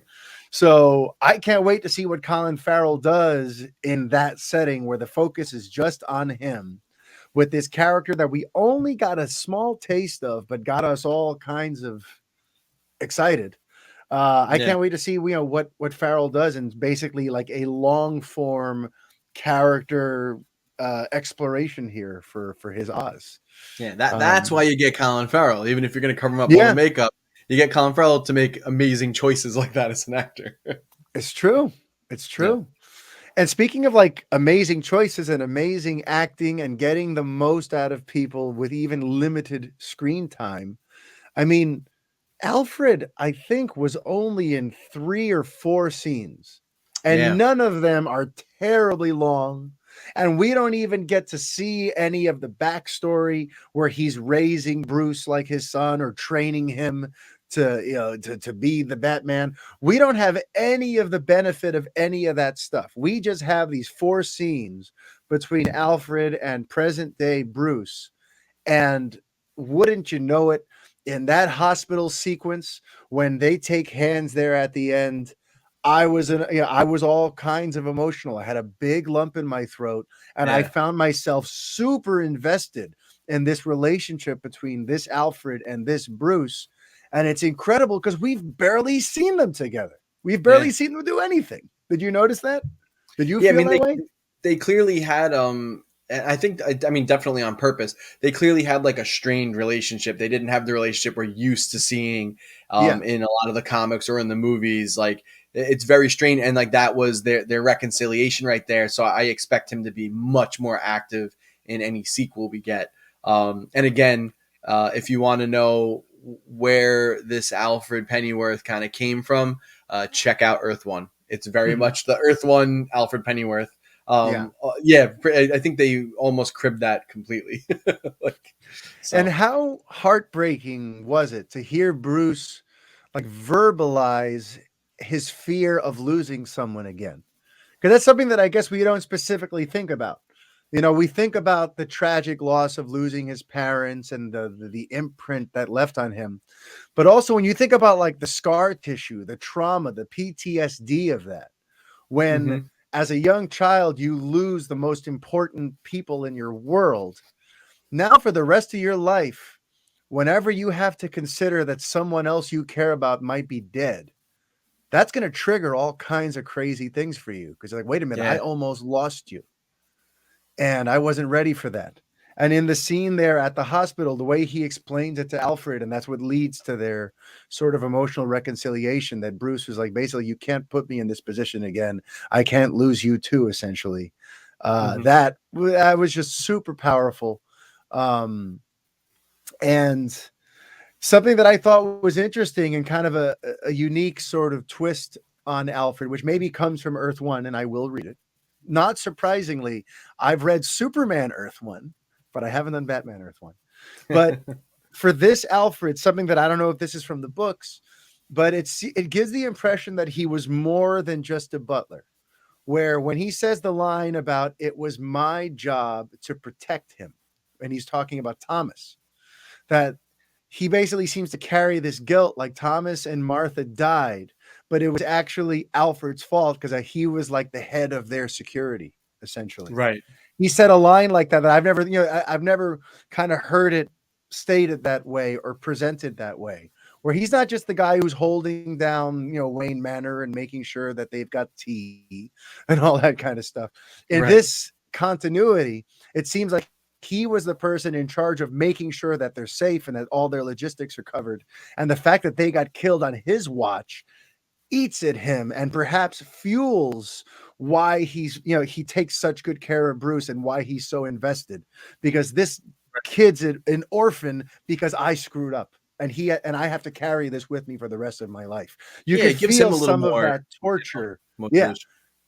I've never seen Alfred with kind of like that guilt on his back like that, Yeah. But yeah, so we got one big tease at the end for where things could go. And I spoke about this with Bill in the Batman on Film portion of things here, but I want to ask you what you thought of the tease when Riddler starts speaking to this guy in the cell next over, and we kind of discover he's who, Brett? He might be the Joker. Yes. Or some type of proto Joker, as I've also heard floated around from Matt Reeves, but it definitely is someone who will become the Joker that we know and love. Do we love? So when you saw that, what was your reaction? Yeah, immediately. First of all, let's just give a little nice little golf clap to just how many locations from the mythos that Reeves was able to pack in here. There's a drop of Blackgate. There's a name drop of Bloodhaven, which famously we know is where Nightwing ends up settling when he kind of splits off from Bruce. We got Arkham Asylum, which we've seen it in the Nolan films too, but we got a couple other big drops too. But anyway, that's just like awesome that we had all these. Oh, the Iceberg Lounge and 44 Below. Obviously, that is a big thing. Like so many great places they pulled from it, which is so awesome. But we have Arkham Asylum. We actually got to see the inmates. This has been my dream. I just wanted to see him like walk down a hallway and like run into inmates. And then as soon as they had, Death Dano in there at the end, and then that voice came through, I immediately like grabbed my fiance's arm, and I was just like, "Oh, they're doing it!" Like I really didn't think he was gonna do it. And I'm actually gonna tell you, there's like 90% of me was totally on board. 10% of me was like, you always tease the Joker at the end of the first movie. I was like, hold that to the third one. They always do that. So 10% of me was kind of like, but at the same time, I was so pumped. But I loved that interaction, and that you can just imagine the conversations that they're gonna have, and what hell that's gonna mean for our Batman later down the line. If they even that line, Gotham loves a comeback. Because it's true though too, like, and that feeds into the comic book mythology of like, Batman's rogues never get killed off. They always come back, and there's always, that somehow they escape didn't Arkham. Kill anyone. There's always a new plot. In this movie. They didn't kill anyone. I know, what a shocker. But they left. He can come back and do more crap. Yeah. But like, I feel like that was perfect though too, because there's the whole central crisis for the Batman character of like, he'd probably be better off killing some of these guys because they keep coming out and wreaking more havoc and causing more destruction and harming more innocents, but he has his no kill rule, right? And in this sense, Joker saying that Gotham loves its comeback stories, it's like, all these villains eventually get a chance to redeem themselves at some point, because that's what happens when you don't kill them. But but I will say that I won't get into it too much. I did get into it a little earlier with Bill. That was the one thing that to me didn't fly. That to me, I was like, I know how I should feel. I know this is supposed to be the big, oh crap, Joker thing. But for me, with all the Jokering lately, with the Joaquin Phoenix Joker, with the Jared Leto Joker, with the fact that Batman Begins ended with the tease of the Joker, I'm like, the last tease I needed was for a Joker thing. Like, if they would have saved that for the end of the second movie, then, I think it would have been better off. I think that was the one thing that Matt Reeves planted in there that for me felt just kind of flat. I'm like, I'm not excited, and I should be. I should be thrilled, but I'm not. Go ahead. Oh, no, finish your point. No, I was going to segue into where I hope they do go, which is the rumor that Pattinson and Kravitz keep kind of floating around. But before we get into where they could go, finish your I was going to say, initially, like for like a couple of seconds, I didn't think it was going to be Joker, and I was actually hoping it was just going to be like a cool Easter egg. And I was actually originally thinking it was going to be like Calendar Man or something. Like I wanted him to throw like some just weird obscure character in there, and then they had a little back and forth.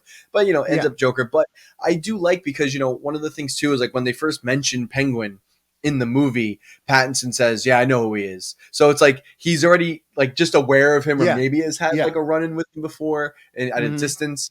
And then now that they did introduce that there's a Joker locked up in Arkham, it stands that maybe they have had like a run-in before, and he's not the Joker yet, and Batman beat him up and locked him up, and then that's going to turn him into something worse. So there is like definitely some intrigue down the line. Like I like that we know he's 2 years into his career at this point, and I like that they showed that some stuff went down.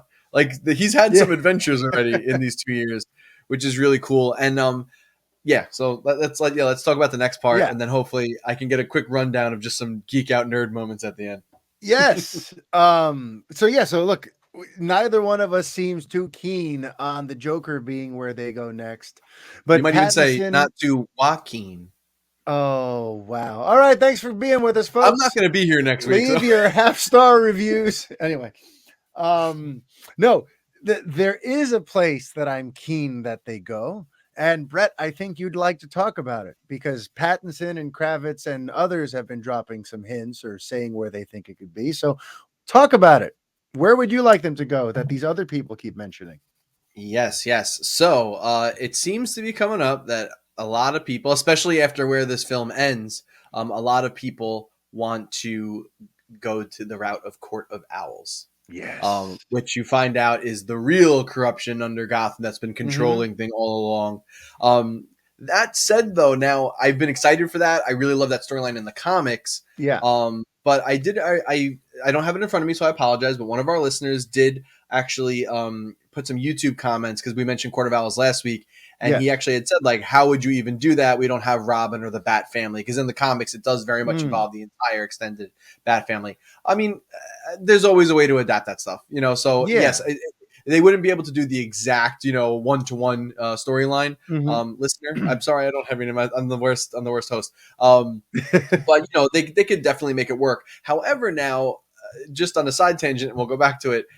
The way that this movie was all about corruption and the seedy underbelly of Gotham, it seems a little samey to me now to go that route for a sequel. I mean, I'm sure you could go a little crazier, and there is a more fantastical element with the assassins being basically like undead people. So there's also that, and we've talked a little bit about fantastical elements last week, I think, on the show with Matt Reeves, and if like Superman could exist, and he likes to focus on one fantastical element at a time. So there's a lot of details there. So I don't know now if this is where they're going to go, but I think it would be really cool. It still would be cool to go there. It's a very, very cool storyline. It really puts Batman to the test. And it really tests like how well he knows this city, you know? So but like everyone's talking about it. So that gets me excited if the actors are into it. I'm like, hey, you know, maybe it is the right way to go. Yeah. What do you think? Yeah. I mean, I feel like the Court of Owls thing, I think there's a way to do it. Just like with this version of the Penguin, just like with this version of the Catwoman, you know, you take certain creative liberties and you make it fit the world that you're trying to build out.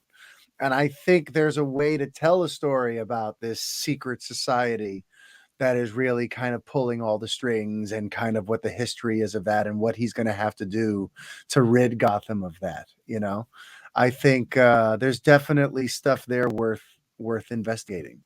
But though, honestly, you know, since I walked into this plot wise, trying to go as like spoiler free as possible and trying to just go with the ride and not have very limited expectations for how things were going to go. And then Matt Reeves blew me away with where he did go. I'm kind of in this place where wherever he goes next, I'm ready to follow. You know, carte blanche. It's like at this point, okay, now you've won over my trust. You've won over my confidence. If wherever you go next is something where I'm totally like, I'll follow you off the deep end. If you're going to keep giving me stories that play out like this and that feel like this, because to borrow what you said earlier, this movie felt so fucking Batman.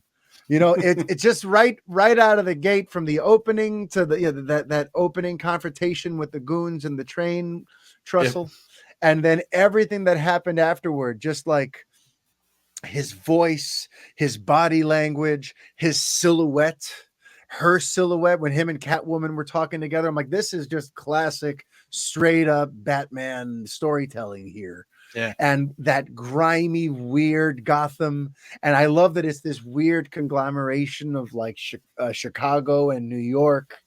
And much more New York, I thought, versus Nolan's, which was like just Nolan's was Chicago. It was shot in Chicago. Yeah. Well, especially it was Chicago for the latter two. Yeah. In the first one, he tried to like disguise it, and the next two is just like, all right, it's Chicago.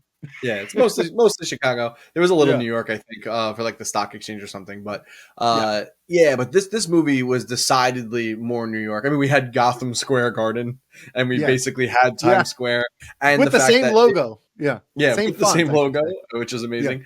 And you know that it was also Gotham, and this was like a full island, like Manhattan.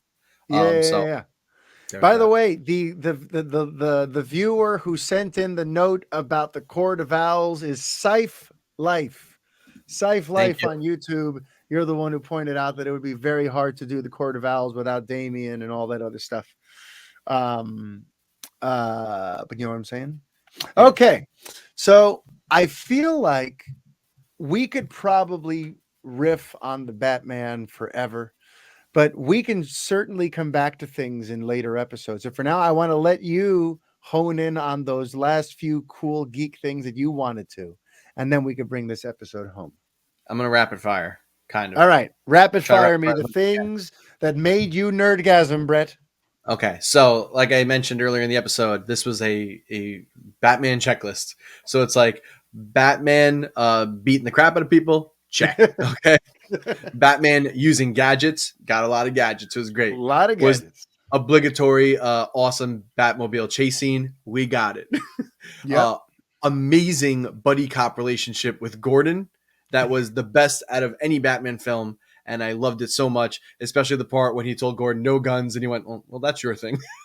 There was like a cute little line from Jeffrey Wright. Was amazing, amazing casting for that. So we got that. We also got Batman just being heroic, like really heroic and saving people, and not just like lurking in the dark. We got the obligatory Batman fighting in a dark hallway. We should just talk about how when he snuck into the Iceberg Lounge, he cut the power. And then we have that amazing scene where he's just walking down the hallway, and the only time you see him is the muzzle flashes of the guns. Yeah. Really just tremendous. Also, that he totally injected himself. And for a second, I was like, is he injecting himself with like venom, like from Bane? But when I got shot in the chest towards the end and he was like completely knocked out, it was obviously like an adrenaline shot where he went crazy. But a second, I was like, are they like introducing like venom in here? Yeah. And like he's using it because I'm like, that's like that would have been really off the walls. Yeah. The moment where they catch Penguin and they have the handcuffs on his hands and legs, and then they leave him and he's like, I'm still here, and then you actually get to see him waddle like a penguin, which was just cute and just really great that they put that in there. Just everything with the Riddler.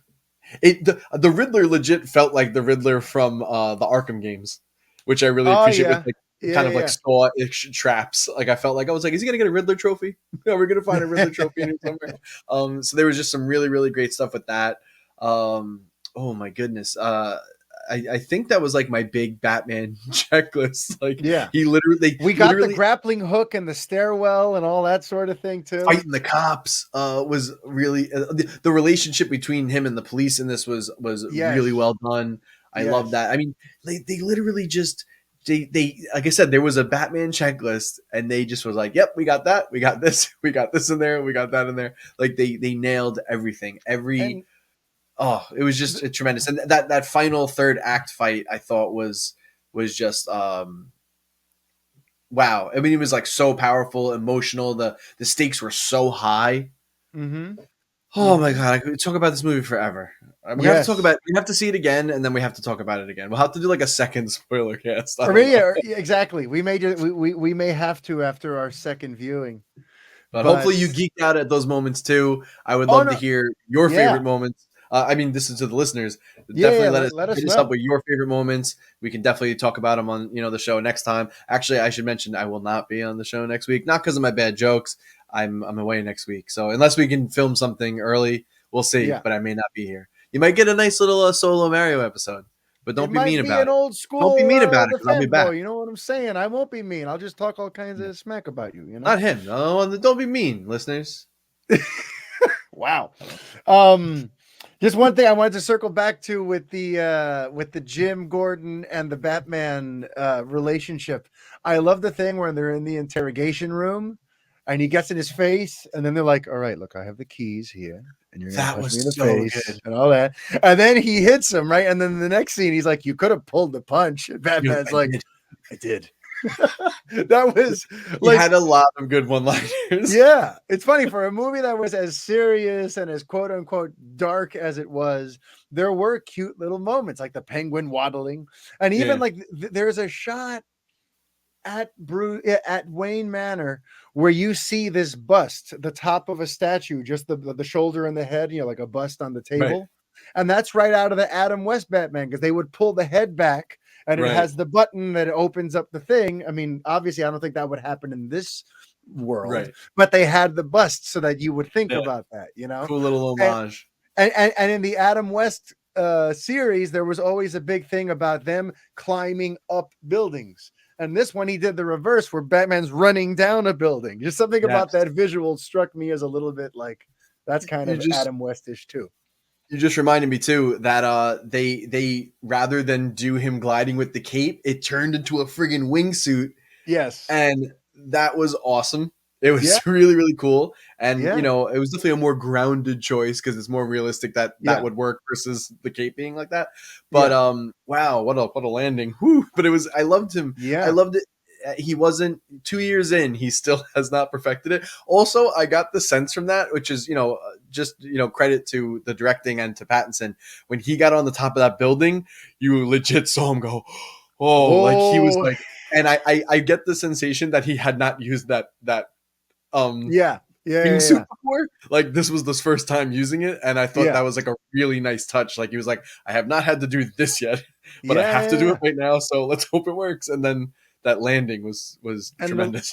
And the last thing I want to give Reeves credit for before we wrap this thing up is that none of it felt spoon-fed. Nothing was over-explained. The audience, we were never patronized. Nothing was ever spelled out for us. There's a boldness to launching a Batman series with a movie that has no formal origin, that really just hits the ground running. And here's this story, and here are these characters, and everything you're going to know about them, you're going to learn on the fly as this story unfolds. All this time, a lot of the stories that we've been watching these last 15 years in this golden age of superhero storytelling, the storytelling is pretty straightforward and linear, and it follows a certain sort of pattern. And you kind of, it throws all that out the window. And we never had to have any explanations for where these gadgets came from, that we didn't have to have Lucius Fox explaining what these contacts do, or here's what the Batwing suit is like, or here's why your car it's just, this is what's happening, everybody. Yeah. I love the contacts, by the way. And we're going. Yeah. So overall, he made a Batman movie that is for serious Batman fans, and that doesn't patronize, and that doesn't spoon feed you anything. And I think that took balls, and he pulled it off. And I think in all, like if you were to give this thing a grade, what would be your grade if you were a professor and you were giving like a letter grade? What is your grade for Batman? Yeah, I mean it's an A+ for me, dog. Woo! Right? Wow, you gave it the perfect. See, me being me, I like to give myself some place to go in future viewings, and I want to, I don't want to start right at the top, because what if I like it even more on the next viewing? I can't go to A++. What is this? So I'm giving it an A- with room for improvement. But listen, A- is a good score here. All right. So folks, let us know what you thought of the Batman. Let us know what you thought of this episode. Please, like, subscribe, and review. Tell your friends about the Fanboy Podcast. We are here. We have the email address that we want you to start using, which is thefanboypodcast@gmail.com. That's where you could send questions or notes or anything you want related to this here show, because things are going to start getting more interactive in the weeks and months ahead. So we want to be able to directly communicate with y'all a little more. Okay. So everyone, thank you for being here with us for episode 139 of the Fanboy Podcast. From Brett and I, until next week, life is chaos. Be kind. Adios.